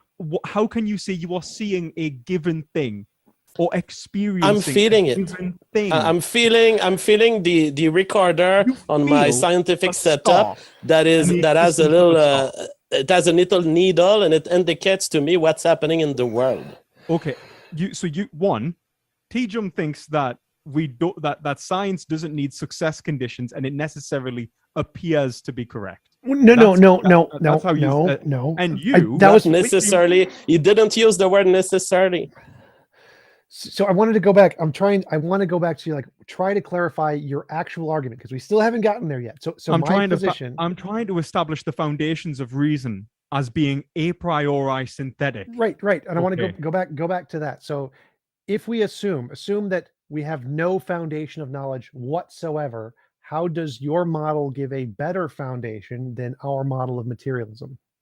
Okay, so this is in basic terms, materialism already presents a category which exists ontologically. Okay, and For how us does to yours be do able that to better? Because for us to even be able to say that there is material which exists, I am necessarily implying that my impressions of the world relate to a priori concepts necessarily, that these a priori concepts are in the world, that Okay. there is space and time. Materialism cannot give you that. You Space and cannot time aren't a abstract priori, these but concepts. how does your worldview do it better? How does your worldview give a better foundation? Because do you not understand that? Do you not understand that the problem that Hume's putting forth in Hume's fork, when he says that there is a separation between a priori and synthetic judgments? If a synthetic judgment is literally just your observation of reality, and your a priori judgment is the logical inferences between identities, if they do not coincide, then there is no reason to believe a thing is itself. That's great. How There does is no your reason to worldview believe do it that better? this can is a can. That's great. That How does matter, your worldview do it better? material. Yeah, because Stop my critiquing worldview, materialism. Tell me how your worldview does it better. my worldview argues that for this to be an experience necessarily, it already contains the a priori concepts within it, synthesized in judgment. That object contains immaterial categorization from which I can then perceive. Do you not? Okay, so you're saying that in my worldview, I think objects exist, and then we make up all of that gibberish stuff in our heads, and then we label the things with that. And what you're saying is yours is better because all the gibberish stuff exists inside the experiential object thingy itself. Like, you do realize that this gibberish stuff is literally maths and geometry. Sort of. Yeah. So you're saying maths and geometry. GF, you said fundamentally this is the basis of truth. So when you say yes, don't be an idiot. You don't know what you're talking about. And TJump, I feel like I can at least have a discourse with you and you'll actually understand what I'm saying. When you say gibberish stuff, you willing to say that maths and geometry don't necessarily comport to a reality, that there is no, let's say, mathematical or geometrical truths necessarily existing in the world? Well, I'd say these are just judgments that I make. So yeah, I'd say math and geometry don't exist anywhere. They're made up human concepts to correspond to things in reality. So reality has a pattern to it, which is the nature of reality. Math and geometry aren't there. Those are things we made up to describe that pattern. Right. So So you would say that, let's say, wait, describe the pattern. Wait, so you think that you gain a pattern, that you think that you can have probabilistic knowledge prior to maths and geometry? No, I didn't say anything about knowledge here, so I'm not making an epistemic claim. Or I'm even making an ontological probabilistic, claim. or even experience. I'm not saying anything about experience. of- I'm just making of an the- ontological claim here. So assume there's no brains at all. There could be a particle, and that particle has a nature to it and has properties to it. And if a brain were to come along, it would then make up labels to describe those things, which would then be math and geometry. So math and geometry wouldn't exist in this universe at all until a brain came along and made them up as languages to describe that thing. So you're saying that there are proposed objects Yeah. which do not exist in space and time. What? Is that correct? Well, No. quantum What fields? do you think that maths and geometry is talking about? It's talking about the nature of reality, patterns yeah. in reality. It's talking about analytic truths of reality. No, I reject that. So I think it's talking about literal patterns of reality itself. It is a physical fact that reality has this pattern in it. But how is it? Yet this is the thing. So how do you gain that experience of a physical fact where you can observe it and even test your categorizations against it? Your brain makes shit up. Your brain makes it. But what's it making shit up onto? Onto? I don't understand the question. If Existing reality. Existing real. Okay, so does existing reality have any form? Yes. It has Yes. form. Okay, and is that form a priori No. or purely synthetic? No. It's a posteriori. It's a physical thing. It's not a priori. It's purely post experience. So you're saying that you gain experience of the world of a given category. Well, right? no. I think so. A posteriori means a thing that could only be known about from experience. It doesn't mean that it doesn't mean that it exists after you experience it. So the thing like the sun is a posteriori. I understand. Okay, so it exists even if there's no brains. It's still a posteriori because it would require experience to discover it. Well, it exists. Well, the experience allows you to have knowledge of it, but but the point of what I'm saying is that for it to be a thing, for you to experience in an object in a given, like, so for example, the sun to be a sphere is a geometric truth. That it appears as a circle in the sky to you, it implies a geometric categorization that already exists within your sensations. Do you see that? Yes, our That you brain necessarily are makes up silly conforming. categories. Like the circle, it's not actually a circle. It's our brain makes this stupid category up and labels it. Do you think you can leave these categories? Yes, different cultures have different categories. So maybe in terms of like different modes of categorization, but would you say that, so when you're looking towards, let's say, I don't know, trying to observe reality in a way which is true, do you think that you could just you could experience a non-categorized reality? Yes, I think you can experience something that is so divorced from your past experience it would not be categorized by the brain, and it would not a different category. What? I mean, totally. Yeah. So you see something that realism.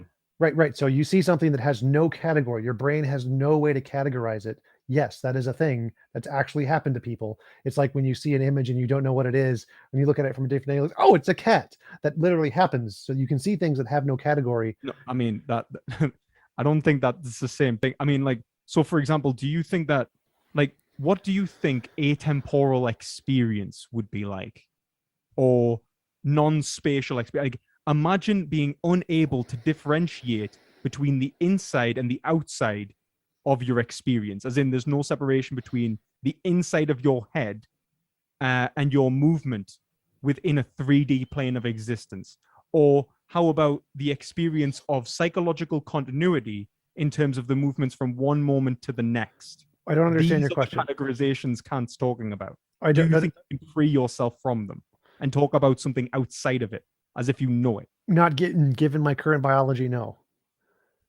No, but, all right, yes, that would be where Kant would say. He was like, okay, given the categories of experience that you have built into you, this is the world you are forever locked in. Sure. And every time you analyze the world, you're going to be locked into that biological framework, Sure. which is categorizing reality, which you are necessarily analyzing. So you are never in touch with actual reality. you're in Right. touch with the phenomena. That's So now, yes, phenomenal distinction. great, you're So a what? transcendental idealist. I'm glad we've gotten here. No, So He's not a yes, transcendental that's a idealist at transcendental all. idealist, guys. All and you of No, this don't know is that. so irresponsive to the main theme of the debate Well, because perspective considering- philosophy here has still not answered You're a T-Jump's transcendental question, idealist. a very basic question about how do we tell the difference if the universe has been created by a thinking being or a not thinking being or some kind of physical law that is not a mind. That Well, is so the far, I've question. And managed I to want get to you- answer it since perspective philosophy refuses to do Okay. so.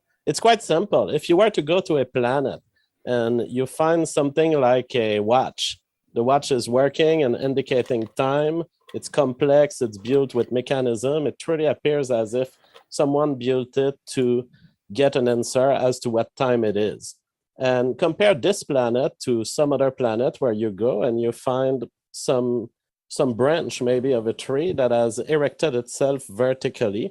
And because it's erected vertically, it happens to catch the sun and to project a shadow onto the ground. And that shadow happens to also tell time.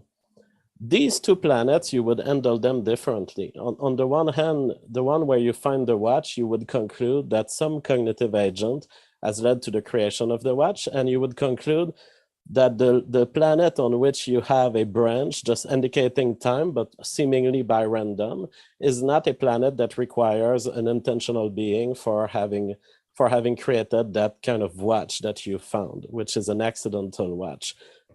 Why do we say that one planet has an accidental watch and one has an intentional one? It boils down to the mechanism that we know exist in evolution and what they can drive and what they can't drive.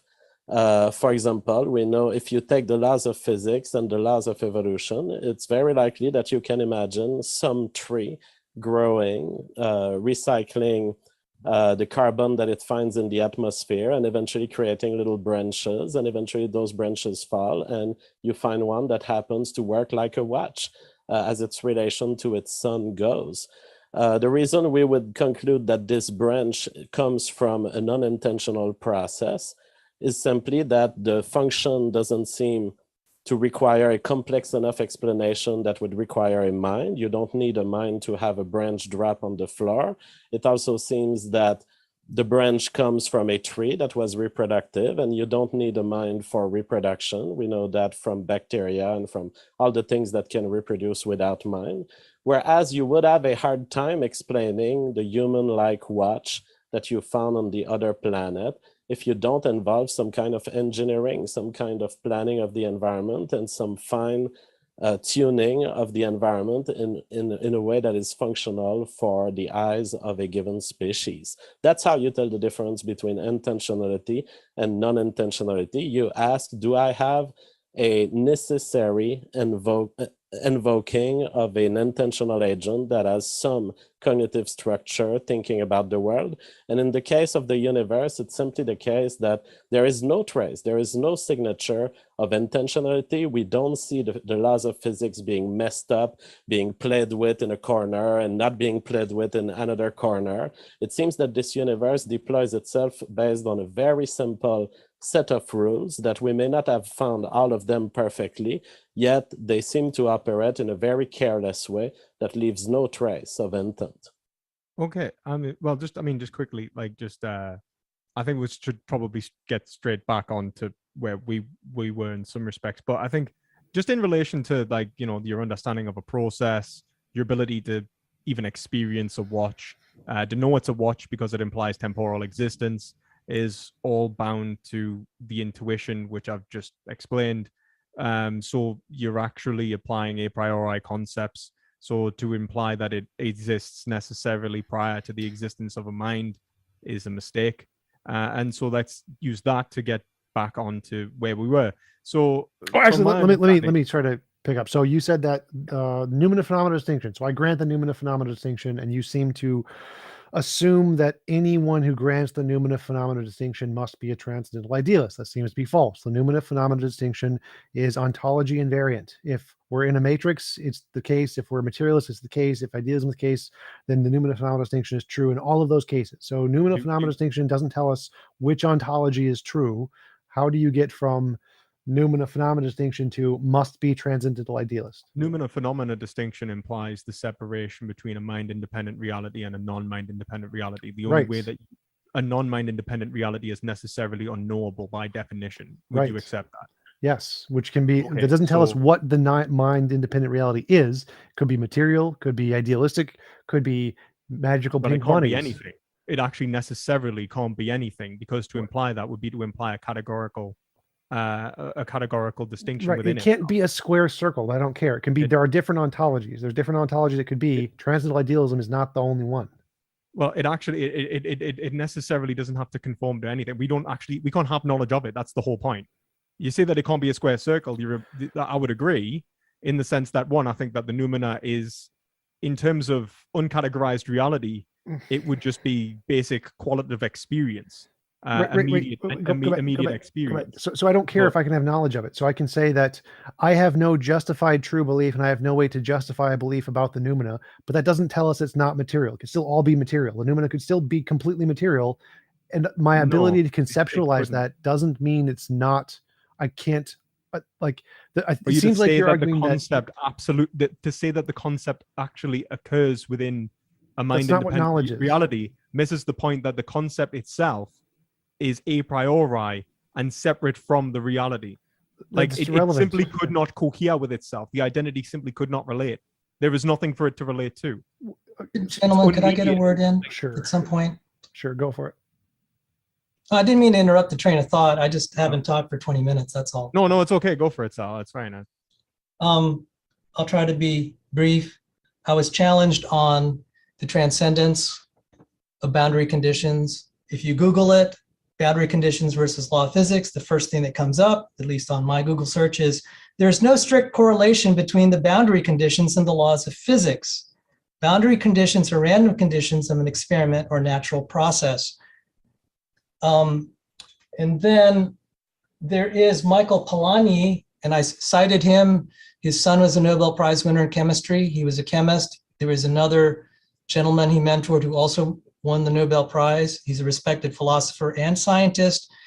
He had in the American Chemical Society publication, 1967, it says, life transcending physics and chemistry.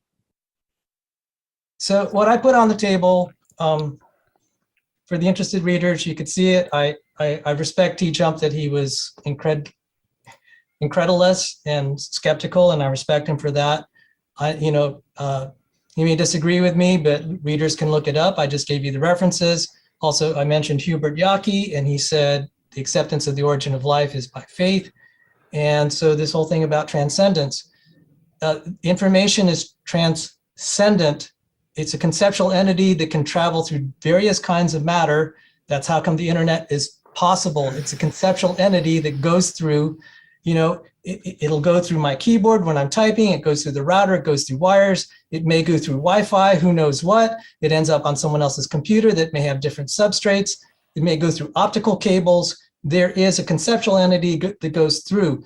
Life is full of these, it can be, it's well characterized by information. And, that's a qualitative thing, but I'm just pointing out the sequences, the structure, the architecture transcends physics. And you could see it there. If you don't like it, you can go to Michael Polanyi. I've given you guys the references. Now, one sec, Sal, I said life isn't a boundary condition. That's what I said. And boundary conditions are physical laws, and everyone agrees with that. Boundary conditions are not physical laws. If you just continue reading on the very bottom of the sentence you started reading, if you just Google what are boundary conditions versus physical laws, it says there are no strict correlation between boundary conditions and the laws of physics. Boundary conditions are random conditions of an experiment or a natural process.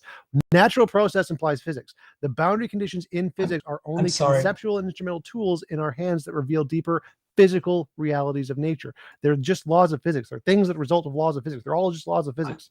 I'm sorry, I have my quantum mechanics book. You'll be giving Schrodinger's equation. That's a law of physics. It's an approximation and, not relativistic. And when you're given problems, the professor will give you the boundary conditions to describe the system. It's not the same thing as the laws of physics. I didn't know that, or a student of quantum mechanics didn't know that, he'd be in trouble. He has to distinguish the boundary conditions that are given in the problem, and he has to know how to apply them to the laws of physics. They are distinct. And then I do want to point out, if I those may, conditions that the physicist gives are physical conditions. They give physical conditions. they're physical conditions, but they're not the same as the law. A law is described, most laws of physics are described by second order differential equations. People who solve second order differential equations know the difference between the equation and the boundary conditions. It's the same kind of thing. You'll go, if you go to math books, you'll see a distinction between the equation and the boundary condition. I'm sorry if it's not the boundary conditions are results of the laws in nature that produce these physical effects, which we call boundary conditions. They're still physical stuff. It's just results of the physical laws. That's all they are. We don't know that. We don't know where the boundary conditions ultimately came from. I'm sorry. Oh my God. So the origin of the boundary conditions is different than the physical laws, and that's. And I do want. I'm sorry to frustrate you. A few words we'll just about, have to agree to disagree, and if I could a few have words to Saul about his transcendental condition. I just want to point out he's talking about information passing through wires on the internet, and he sees this as transcendental. It should be noted that none of these signals are transcending the laws of physics in the sense of being outside of what the laws of physics allow. And he is free to conceive as a brain, as part of the universe. He can think that these things are above physics, but the reality is they are expressions of physics, and all of these signals can be explained by physics. The fact that there are brains in the universe giving meaning to these things, creating categories and giving them properties, is not even a violation of the laws of physics. And so it shows that the concepts that we create in our head are just products of the laws of physics too. There is no evidence that anything else is required for a human brain, human thought, human mind, than creating a baby that will eventually grow a brain, that will eventually have these beliefs. They have no way to show you that a mind can exist even independent of the human body and the human cranium. Physics is composed, physical systems are composed, can be described by laws of physics plus boundary conditions. The boundary conditions are separate from the laws. All physics is not described solely by laws. It has to be, a physical system has to be described by both the laws and boundary conditions. Boundary conditions, therefore, are independent of the laws. And that's why it said in the quote I provided, it's not correlated to the laws of physics. It's the same thing when you're studying differential equations. You're not going to be able to derive the boundary conditions from the equations. They have to be given to you. So the mathematicians out there that's actually studied this know what I'm talking about. And I'm sorry it doesn't quite resonate with you guys, and I respect that. I also want to point out that JF had criticized and had been talking about natural selection. He advertised his book, and I respect you. I encourage people to read his book. I have a better book, in my opinion, just as a matter of principle, The Stairway of Life by Rob Stadler and Change Tan. They are both Harvard-trained scientists, and they are more sympathetic to my view. Do they debunk the theory of phenotypic revolutions? Do they prove me wrong? They don't. Okay, wait a minute. Okay. Maybe they could. And then finally, I want to say something. And gentlemen, thank you for your forbearance. A relatively recent paper, 2017, it said the genome decays despite sustained fitness gains. Lead author Cauchy and Lenski was somewhere in there. Genome decays despite sustained fitness gains. That fitness is Darwinian fitness. That means the genome, actually natural selection or Darwinian selection, because it's not really natural, Darwinian selection actually acts to reduce, to eliminate. It doesn't build. It's specialization. It's just like when you have two hikers and one is overloaded with lots of, stuff so that he could endure a lot of variety of environments. The guy that has less stuff might be able to outrun him for a while, but when there's adverse weather conditions, the hiker with less, well, he'll get eliminated. So natural selection will tend to favor kind of like that hiker that's just kind of getting rid of stuff. In that paper, it shows versatility is selected against by Darwinian selection. Furthermore, intelligence is declining because of natural selection, because women who are very smart don't have kids, have fewer kids. high incidence of childlessness. That's an example of natural selection destroying function. We're starting to find that out. Evolutionary theory is being destroyed by scientific evidence. That's why the idea of a creator is more compatible than science than this naturalism. Thank you. Well, on that, natural selection can very well lead to a reduction of intelligence. It just needs to be the case that the most stupid people make more babies than the most intelligent, which, as is the case in the movie Idiocracy, seems to be realistic of an hypothesis to describe the current world. Now, on your comment that the genome decays despite fitness gains, that's a misunderstanding of the theory of natural selection. The fitness gains of natural selection are theoretically true in a world that would be stable. But because the environment keeps changing, the fitness gains that are obtained by life forms do not convert into fitness gains into the future. They are really fitness gains with respect to a past, an average past that your ancestors have been going through. And so it's not surprising that sometimes the genome decays, sometimes the genome expands. It depends on how fast the environment changes with respect to these fitness gains. So you are fighting a straw man, really, of the theory of evolution. I'm sorry, that was the title of a paper, sir. That was Wait a the minute, I title don't of care an about the experimental title of paper. a It's the paper. title of an I care about experimental paper, sir. Guys, just quickly, I'm just going to quickly interject. First, I'm going to say that Jeff, you are wrong in saying that Sal's arguing for something transcendental rather. He's arguing for something transcendent. There is a separation that Kant points out in his book about transcendental idealism, and transcendental is foundational. Transcendent is going above. And that's important because something like the noumena, for example, would be transcendent. God, for Kant, would be transcendent. So knowledge of the noumena in many ways is a matter of faith. So saying that there is that the noumena is a thing would be saying that there is that you are transcending the realms of the phenomenal knowledge from which besets you into a realm of the noumenal. It goes beyond the human capacity as necessarily a matter of faith. Well, then, if that's his statement, then his statement is simply that the signals circulating in our wires on the internet supervene onto the physical. I have no problem with this, but supervening is not sufficient for me to invoke an existence of a god. Things will supervene in a universe, and I'm okay with it. Wait a minute. This has nothing to do with supervenance. I don't know why you brought that up. Because you're saying something is above, something in that signal is above the little flows of optics that are happening in my fiber optics. I'm willing to acknowledge this. It's not a problem to my worldview. Like the Christians on supervening God into reality. Like supervenance would be essentially is like core, like the way to understand supervenance is like the manifestation of an identity corresponding, like necessarily at the same time as another identity. So like it would be like something has a supervened quality. There is a joint.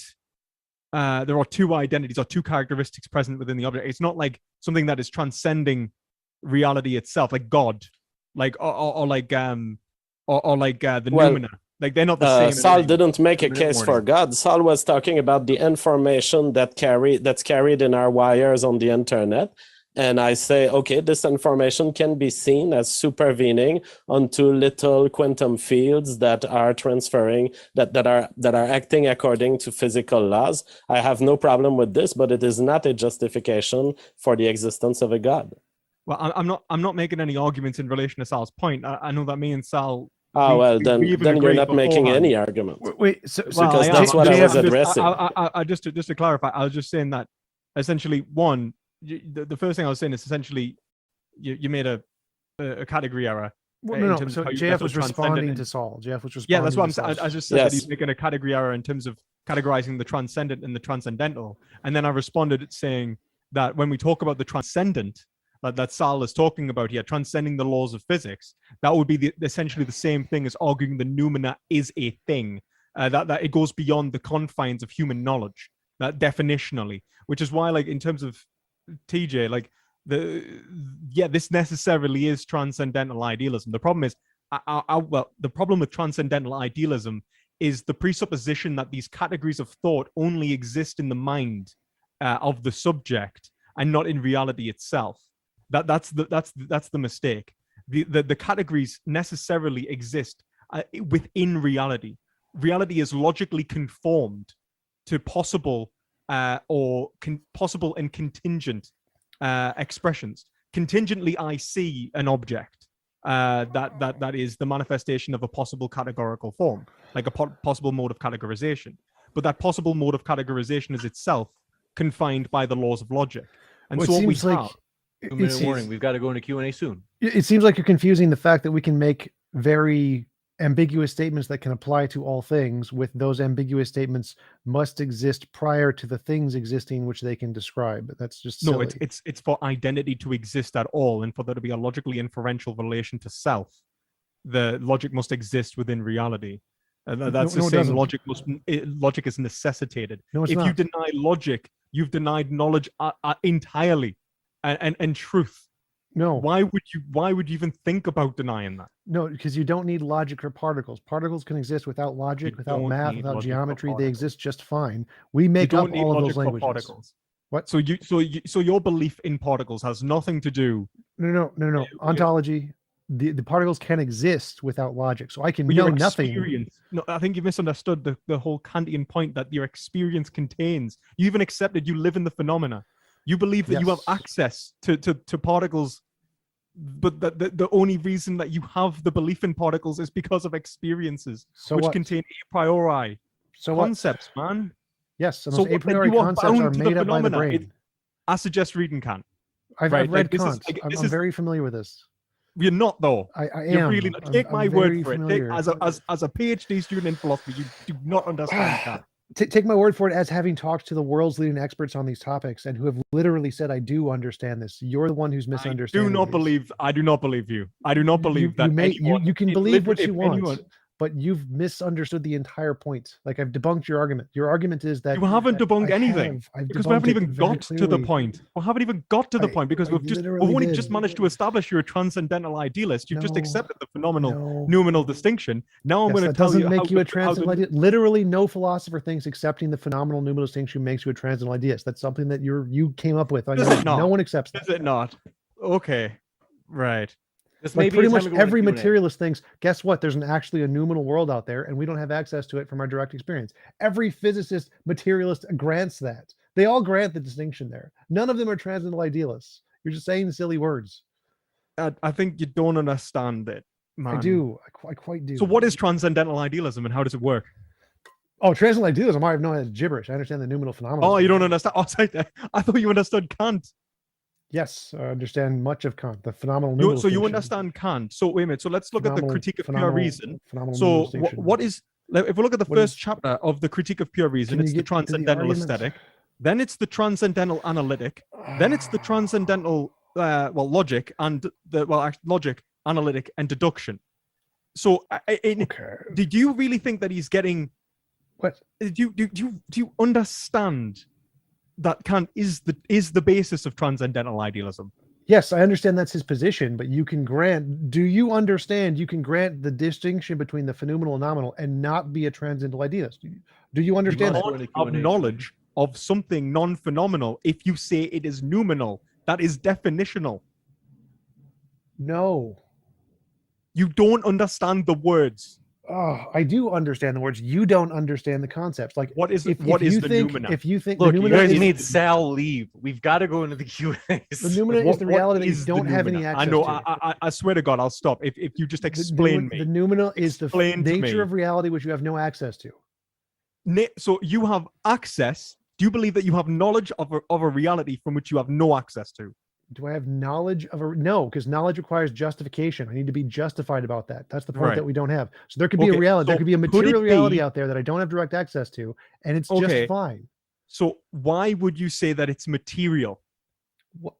Again, that's irrelevant. I'm just saying it's logically possible. You don't need to know it. You keep confusing epistemology and ontology, and I've debunked you on this multiple times. The whole point of what Kant is saying is that I don't care about Kant. I've aesthetic- debunked your Well, no, nonsense like I 10 think times that now. this is the fucking I point. think- You don't care about Kant because you don't understand it. If you don't even have the aesthetic, the appearance of reality at all I until don't it's need phenomenal. it. I just So need to you show it's don't- logically Never possible. leave the phenomenal. The don't knowledge need that it. you think scientific knowledge in this case is Must go into necessarily Q&A. phenomenal. That's the JF is point. right. We must go into the Q&A. It I is know that's very he's clear gonna what say. has happened here. T-Jump is asking for an ID that is consistent, and perspective philosophy refuses to engage with the hypothetical. So T-Jump is not affirming knowledge. He is merely saying, is it possible that this thing could exist, a material world without a God? It could, therefore perspective philosophy is wrong. That's my conclusion. Simply, I think the thing is, the worst part of it is that would necessarily require the categorizations of a world which necessarily can't be categorized by definition. And all of your categories also necessarily relate to categories in your head and stuff but in I your think the head. categories are You don't objective. get out of asking the everlasting question, the cycle of then what supports this, then what supports my idea of this, then what supports Logic. my idea of this. You don't get Logic, out of deductive this in reasoning, any way. truth. You That's gotta what go to the supports Q&A. my- Thank you very much. I hate to do this, gentlemen. I know that you've got another round in the barrel ready to fire perspective. So I have pardon my jumping in here. I likewise for both sides. But we want to go into these questions. Want to remind you folks, our guests are linked in the description. So if you want to learn more about their views, for real, what are you waiting for? You can do it right now by clicking down below. We're going to jump into the Q&A. Ryan, thanks so much for your super support, as well as Grays174, who says, question, do all science/God arguments involve topics that have a lot of dispute, open questions, counterintuitive findings, and a high knowledge bar to even properly engage with? If so, why is that so? Any thoughts? Sorry, I don't think I caught that properly. Does that be okay if you read it again? Sure. They say, do all science/God arguments? I think that they maybe mean your types of arguments on your side, Sal, and perspective. I could be wrong. They say, do they all involve topics that have a lot of dispute, open questions, counterintuitive findings, and a high knowledge bar to even properly engage with? If so, why is that so? I mean, I wouldn't necessarily say so. I mean, the knowledge of of something that is metaphysically profound in general, whether it's an acceptance of one ontology or another, or of a first cause of any of these things, are going to necessarily require a high knowledge bar in that respect. But you can talk about God in a much more basic way in terms of like the basics of truth and existence and so on. And Christians have been doing that for a long time. Well, not just Christians, but when we talk about the complexities of proving these things, I would say that you probably need quite a lot of knowledge in terms of philosophy, in terms of science, to really gain any knowledge of any of the fundamental truths of reality. I think that's just sometimes life's hard, man. I You got think it? he's This, I have a response. if it's really short and pithy, Sal. Proverbs 25:2. It's a theological view. It's the glory of God to conceal a matter. It's the glory of kings to search it out. He has ordained that our search for him and evidence for him will be difficult, but it is a glorious quest. Proverbs 25:2. Thank you. This one coming in from, do appreciate your question. Stupid whore energy is at it again. She says, doesn't the Oklo nuclear reactor found in 2 billion-year-old rocks that our uniformitarian assumptions are based on good evidence? The uniformity of evidence necessarily must pre-exist our capacity to compare different experiences. That's why you would say that there is a constantly conjoining experience from one to another, that a thing keeps happening again and again and again. So you'd have to be able to say there is a thing, it then reoccurs again, and then it reoccurs again, and then it reoccurs again, and you'd have to be able to establish them as necessarily occurring as as a manifestation of a thing, and that's Kant. But to even go before that to Hume, you could actually just respond this with what's called, and I'll shout him out actually. Kane Baker does a really great video on Hume's problem of induction. You can argue for what's called counter-induction. So you could argue the exact opposite. You could say, because everything keeps reoccurring, it necessarily won't occur again. Like, it has happened so many times that it won't happen again. And if it's self-asserted rationally, so if you just say like what is rational is what is inductive or counter-inductive, then it's definitionally true. And you can't say that the counter-inductivist is any less rational than the inductionist. So yeah, that's no, it doesn't. Sorry. This one coming in from, do appreciate your question. Grays174 says, theists, Is science more compatible with atheism, general theism, or fundamentalist, conservative, Protestant, evangelical, Trinitarian Christianity? That's kind of hard to answer because I don't think I fit any of those three, although I'm a Trinitarian, I'm evangelical, but I don't consider myself, I don't associate with the fundamentalists. But I think, again, what I said, you have to have a reason for living. And the Christians, Alfred North Whitehead said it was their drive to find out, to declare the works of God and to understand what he constructed, and that they testify of him. That drove the birth of science. At least that's one agnostic atheist philosopher credited that drive. You cannot go from, I don't believe in God, therefore I should do science. I don't think that's like a non sequitur, because you could say, I don't believe in God, and then what do you live for?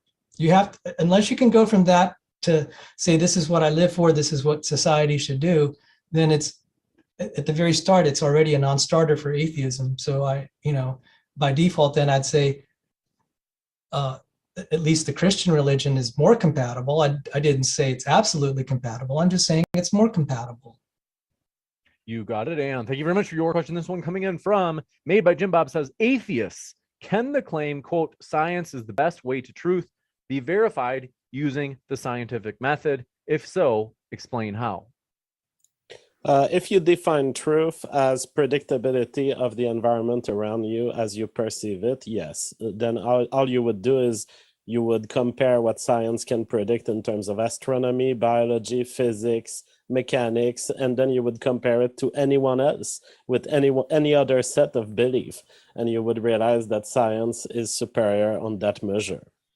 Well, I'd You say got it? no. Go ahead. No. So the Just answer is right there. no, because the question was, can science justify the claim that science is the most reliable method in and of itself? Well, no, science is a methodology. To justify the claim that science is the most successful methodology, you have to compare it to other methodologies, which isn't in the definition of science anywhere. So you just have to compare other methodology and see if they work, and then compare it to science and see if it works. And the one that works the best is the way to figure out which one works the How best. do you describe But science can do an empirical comparison of two things on a given scale. Sure. But, This one coming in from Stupid Horror Energy strikes again. Your favorite, Sal, she says, for Sal, doesn't the fact that most of the genome diverges at near to the neutral rate mean that most of our genome is junk? No, Not that most of our genome is junk, but that most of our genome is not subjected to strong natural selection pressure. That is true.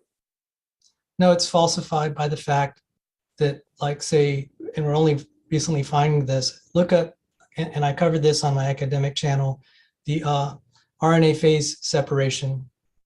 A lot of the RNAs, practically most of the human genome anyway, is transcribed. We're finding that does things like RNA phase separation that creates membraneless organelles called MLOs. So look that up. So it's been falsified by experiments. It's also been falsified by something called flip-ons that show the Z DNA conformations and RNA epitranscriptome. And there's some other things that we could keep throwing in the mix, and it just keeps piling on and on. So none of this cannot be naturally selected. All of these features of living organism can be naturally selected because they were better than something else. So neutral theory is first off, there's a problem with the definition of fitness itself, and I've gone into that and I published on it. But so I think neutral theory will have problems explaining functionality. So neutral theory would predict then kind of random directions. It would therefore be falsified by integrated function. So nice to see you again, Miss Energy. And that's my best attempt at at an answer. And yes, you are one of my favorite stupid whores. Thank you. This one coming in from Grace. It just doesn't feel right, Sal, saying that, does it? I feel like there's something wrong with the universe. Like, I feel like I've transcended now. Like, that doesn't. This one from Grace 174 says, do angels and demons and blood sacrifices for sin atonement / protection help explain science? No, they don't. I'm not gonna say they do. I mean, like, that's not what I'm arguing here. I'm arguing necessarily that the unification of a divine mind, which is allegorically spoken about within the Christian religion, is what we are engaging with. I mean, like the foundations of all religion obviously contain like mysticism and a lot of nonsense. Same with like the foundations of science and alchemy, for example, contained a lot of nonsense that we don't necessarily have to accept. So no, like I'm not going to say like I don't justify blood sacrifices and I don't justify, like I don't know, other horrible stuff that's talked about in the primarily the Old Testament. And let's not stone gay people. Actually very much pro gay marriage. Things like that. Like let's be rational about how we approach religion, and let's think about it like logically. That's really what I'm coming from. You got it. And thank you very much for this question coming in from Made by Jim Bob. Says, if supernatural exists, using a naturalist standard like physics and predictability would move it into natural category. Is it possible supernatural exists and doesn't share the standards for nature? Sure, it's possible, but I wouldn't say that even if it did exist, if it was scientifically testable, that wouldn't make it natural. Like there's a supernatural ghost named Bob, and every time I pray to Bob, he gives me a gold brick. I can test that scientifically, but that wouldn't make Bob natural. He could still be supernatural. I would argue that it would make it natural because you would basically be reshaping your scientific theory to include how Bob interacts with your senses. You got it. This one coming in from Grays 174 says, to everyone, what are your thoughts on God of the Gaps? Anybody, do you have any in particular novel thoughts on this old idea? I like God of the Gaps. I think it's a good argument. Even Christians would disagree with me. So, all right. Yeah, I was going to say I disagree with God of the Gaps. I'm all for necessary. The whole point of my argument necessarily comes from a logical foundation, necessity. I think that if you got to the gaps, you may as well just say, oh yeah, induction works by the way we necessarily know what truth is prior to discovering it. You can just assert anything. I don't believe that you should ever assert anything is true without solid, justified reasoning, even a form of reasoning. You got it, and thank you very much for your question. This one coming in from Coffee Mom says, for Sal, in perspective, what is scientific about your religion? Like, be specific, at least one very specific thing, please and thank you. Do you want to go, July? Genetic deterioration, that's a testable prediction, and it would also imply that human evolution was not natural. And that is, so I would say that's one. Oh, by the way, I had a recent show on that on my channel, so please check it out. Thanks for the shameless promotion, giving me a chance for shameless promotion, guys. Yeah, so I would say what's scientific about I don't want to say it's just Christianity, because I think what I'm arguing for really here is sort of theism, and even deism I think is compatible with this view, but that there is a logical foundation necessarily unifying reality, which unifies possibility itself, and that is synthesized in relationship to one another, that there is a synthesized mode of judgment in relation to whether the identity actually corresponds with itself. So that logic necessarily knows itself, that there is an identity which is self-relating necessarily within reality, that truth exists.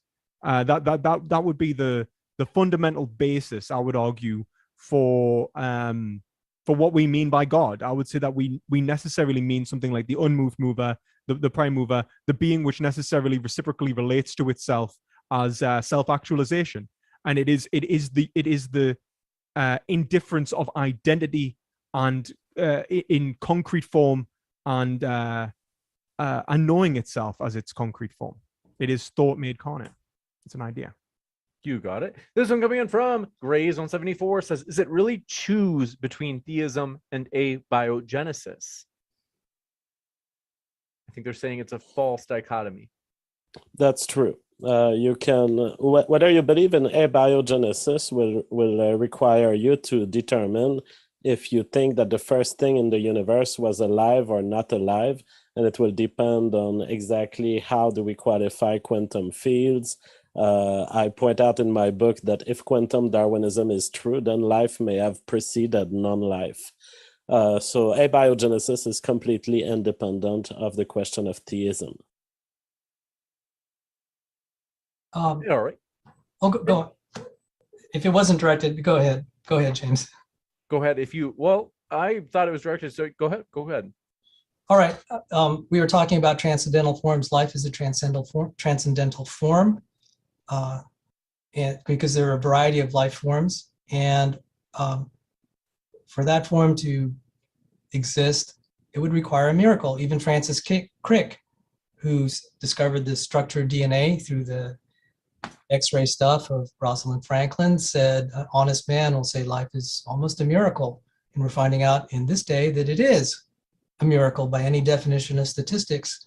And if there's a miracle, there's a miracle maker. So it's that simple for me, and it exceeds the technology that exists on this planet. And it suggests then that the miracle has also had an intelligent source, and that's the skill set of God.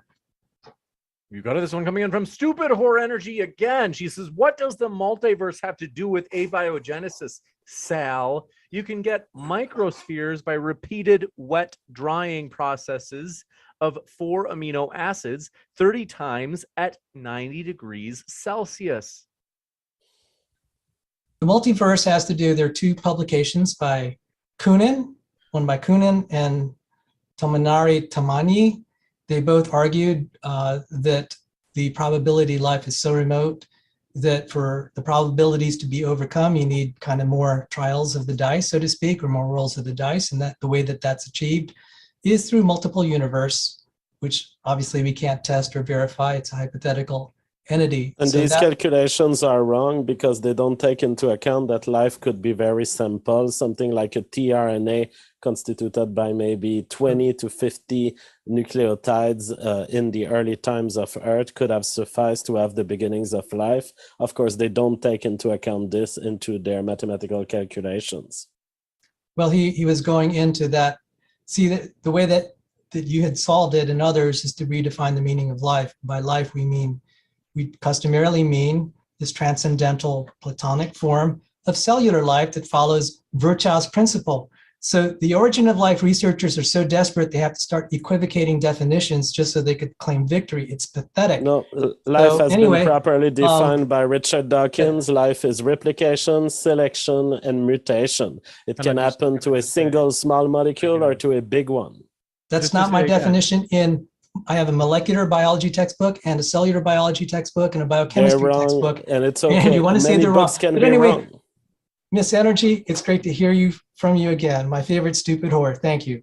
Again, just quickly, Plato, world of forms, transcendent, not transcendental. Easy mistake to make. A lot of people do it. It's okay. This one coming in from Mark Reed says, perspective, how does your appeal to a god get past Hume's fork? You are still using induction to come to the conclusion of a god, and it seems you are using Kant for special pleading on Hume's philosophy. No, I mean, Kant necessarily actually responds to Hume. He's a retort to Hume. He's actually responding to the inquiries. Kant is arguing that for Hume to even come up with the problem of induction, that there is a prior inception of intuition within a reality which gives him experience of objects.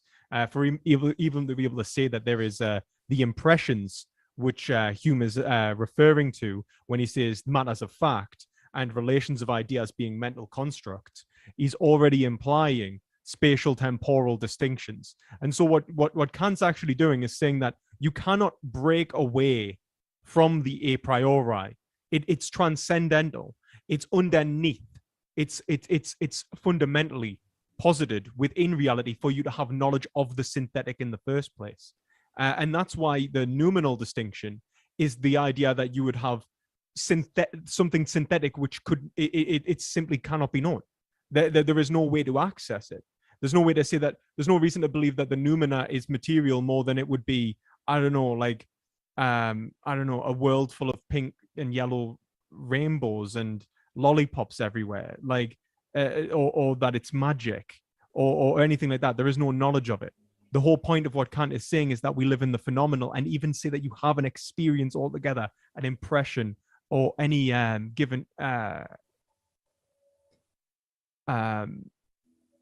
coherent means of experiencing reality. It is already conformed to a priori concepts. There are already a priori concepts in there for you to be able to say that it has an identity.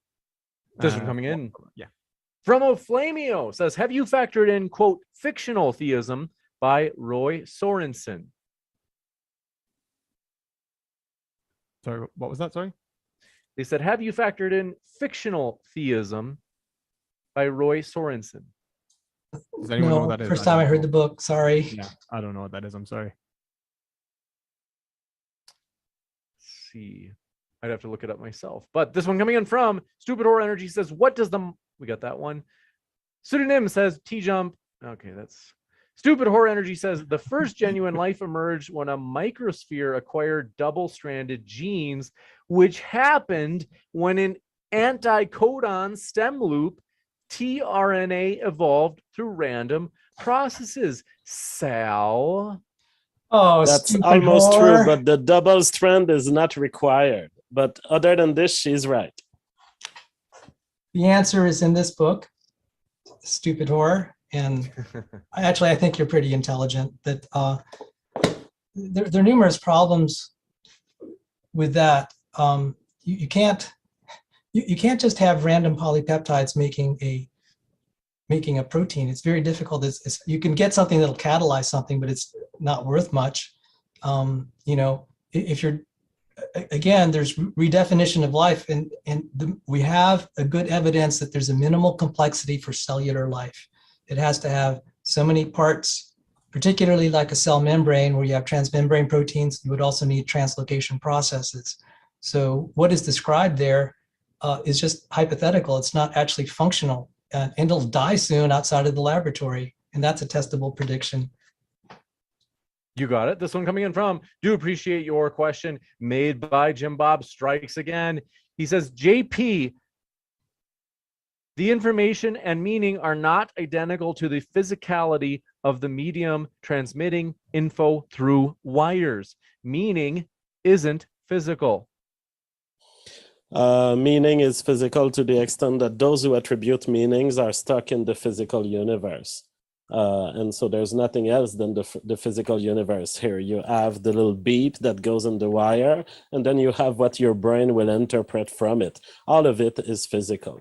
I mean, of course, I think what he's trying to say is that even your knowledge of the physical would necessarily be, developed through a meaningful argument, right? If you to say that it's physical and not, let's say, God magic, as TJump would say, you'd have to be able to give a meaningful argument.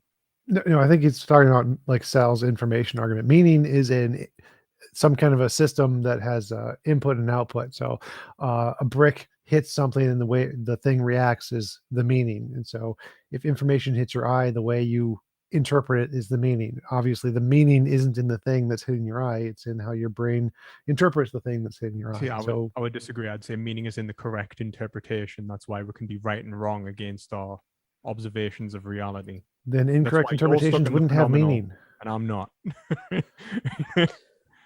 This one coming in from, do appreciate your question, John Ackerman. Thanks for your support. Says, thanks to all for the debate. Reminder, folks, all of our guests are linked in the description if you want to learn more. Said, as far as we can see, consciousness comes from the inside out, not the outside in. Very much seems like we describe reality, not prescribe it. We don't need consciousness to precede our own consciousness. Well, I would say that, I mean, there is something right there. I mean, the sense that we, like, Kant kind of argues this, like, we kind of have this, where he says, like consciousness comes from the outside in. The problem is that what you take to be an individuated aspect of consciousness would be limited to your own inner and outer experiences, right? Consciousness of these categories is what makes that possible for you to be able to differentiate yourself and your environment in the first place. What the issue is he says that there is something outside again from this relationship, which is the noumenal, which you can't have consciousness of. That's the issue. So you do actually need, this is why Hegel would say, like, what Kant is wrong. There's nothing other than consciousness. And so there is an externality, objective consciousness in which logic is present. There are a priori concepts within reality itself. You got it. Thank you very much. And Stupid or Energy said in chat, I need to buy JF's book. Absolutely. Everyone on Earth should read this book because we're about to destroy human civilization by genetically editing ourselves. And it has dangers that scientists have not properly assessed. My book explains what will happen with humanity, and it's really grave. We will be turned into an ant colony controlled by centralized gene control. We have to avoid this future. Juicy to say the least. And Joe Schwartz says, I failed freshman science class 3 times. Thanks, Joe. We appreciate your honesty, bud. And Rumpley, but you persisted 3 times. I like it. Rumpley Depew says, this is by far one of the best debates I've seen. Spirited, civil, and intelligent. Thank you. I couldn't agree more. All credit to the speakers who are linked in the description, including at the podcast. If you're listening at the podcast, you can find these guys' YouTube channels or Odyssey, etc., in the description box.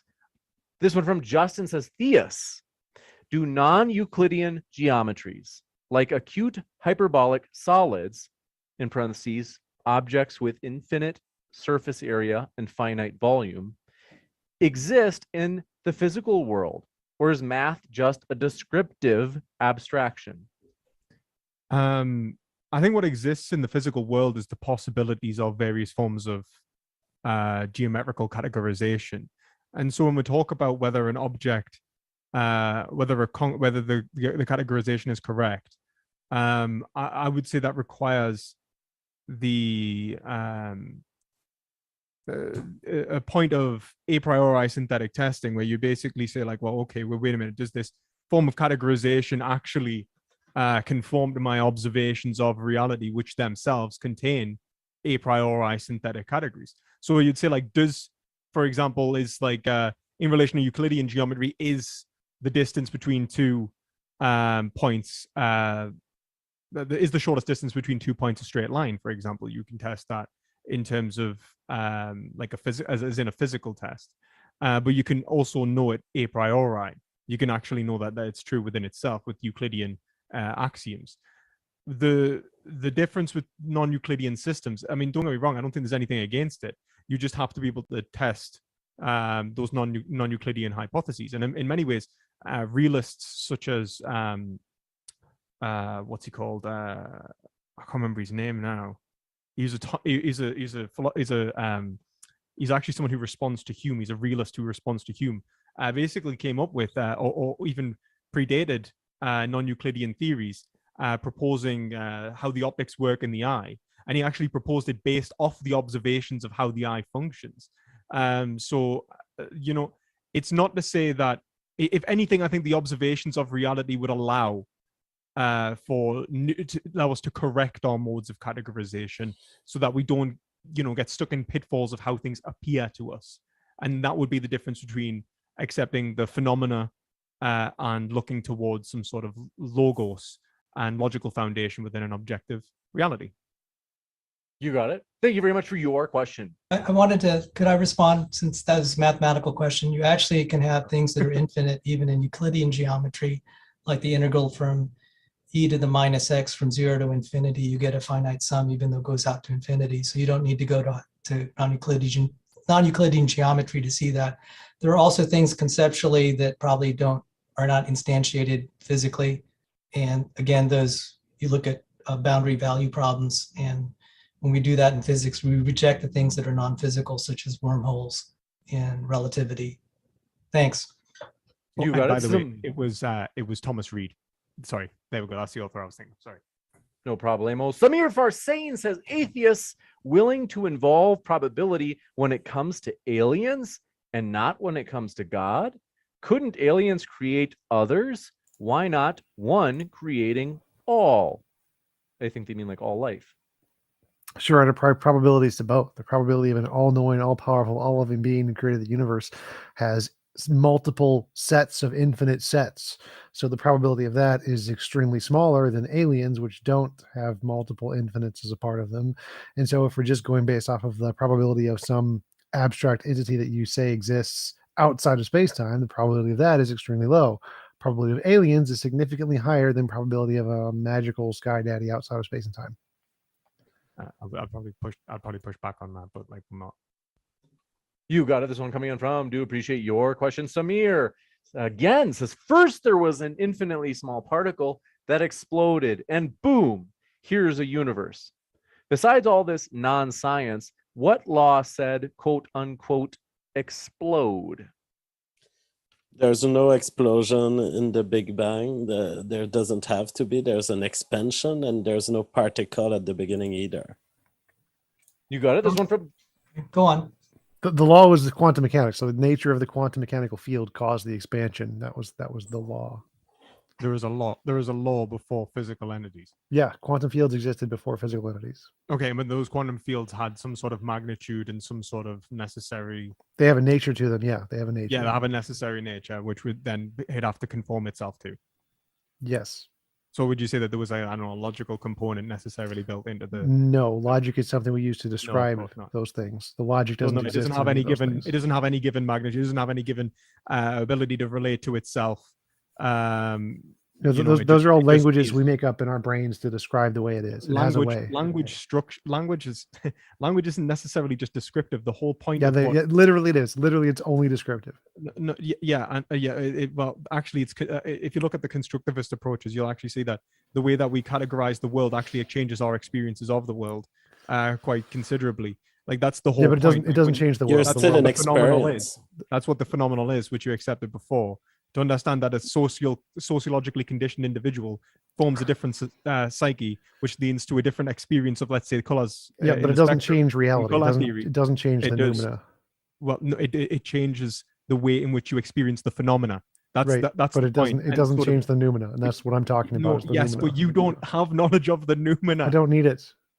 No, this one coming in from Justin says, omniscient God can't exist without, or pardon me.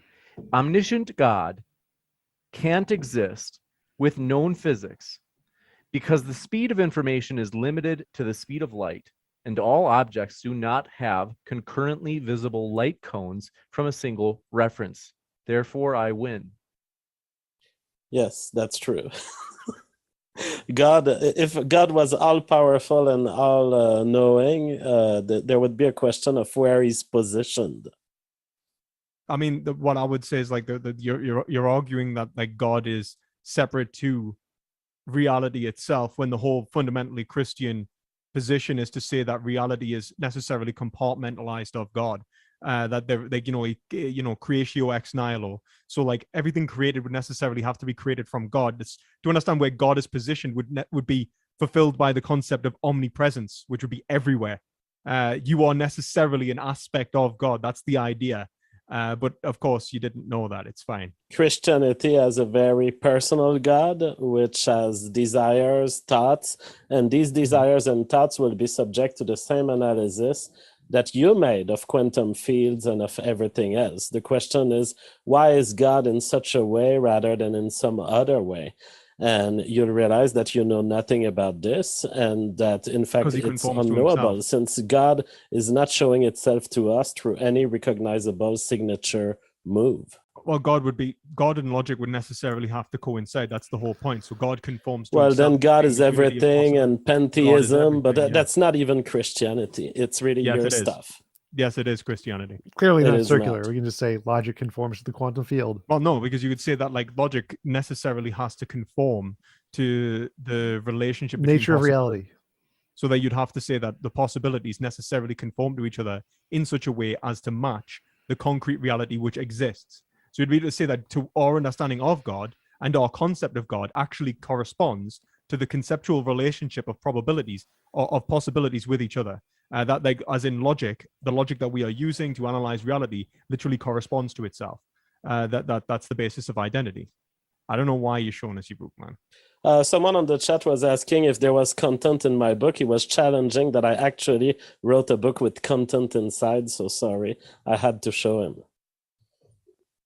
You got Okay. it. This one coming in from, do appreciate your question. Fernandez T says, free speech, yo. Thanks, James and Modern Day Debate team and all the speakers. Thanks so much, Fernandez. And they're all linked below if you'd like to hear more. Samir says, afterlife, theists win/tie, atheists tie/lose. Why? It's Pascal's I wager. don't know. It's false. So Pascal's wager is false. The probability that there's an afterlife without a god is equally as high as the probability of an afterlife with a god, because there's no reason to think a god would make an afterlife any more than an afterlife would just exist as a law of physics. And the probability that you're going to go to heaven if you believe in a god is equally as likely as the probability you're going to go to the heaven if you don't believe in a god. There's no reason to think that any particular belief is more likely to get you into heaven than any other. And so the probabilities under atheism and the probabilities under theism are exactly the same. There's no difference one way or the other. Well, I mean, the whole point of God being good is like God is synonymous with good. So if you are, You beg the question about its then- nature. I can just say nature must necessarily have a heaven. Yeah. Well, I would say that when we understand what God is good, I would say that it relates to the teleology and the final cause of existence, and that this is actually put forth by Thomas Aquinas, and that this is deducible by reason. It's not to say that it's begging the question; it's to say that this is deducible. That faith and reason aren't necessarily at odds, but actually coincide. They're not. That's wrong. They do. Wow. I've debunked him. Okay. Thanks for your question. This one coming in from Robin says, TJ and JF, do you accept the Quine-Duhem thesis and why? Nope. Don't really think about it much. Don't think it's important. I would have to have it stated to me. I don't know, but I've read Quine, and I've not retained much from it other than it was picking on problems that are philosophical in nature, in the same way perspective philosophy did today. So no, I've not. Don't find it much important, but I don't know the specific theorem you mentioned. You got it. Want to say, folks, got to get these guys out of here. It's been 2.5 hours, a little bit over. I want to say huge thank you to JF, TJump, Sal, and Perspective Philosophy. It has been a true pleasure to have you guys here tonight. Thanks. It was a pleasure to be here. We thank are going to you. have a, oh, pardon me. Go ahead. No, thank you. You bet. We're going to have a quick post-credit scene in just a moment, so stick around. I'll let you know about upcoming debates. And thanks again to our speakers. It's been a true pleasure. Thanks so much, and I'll be right back.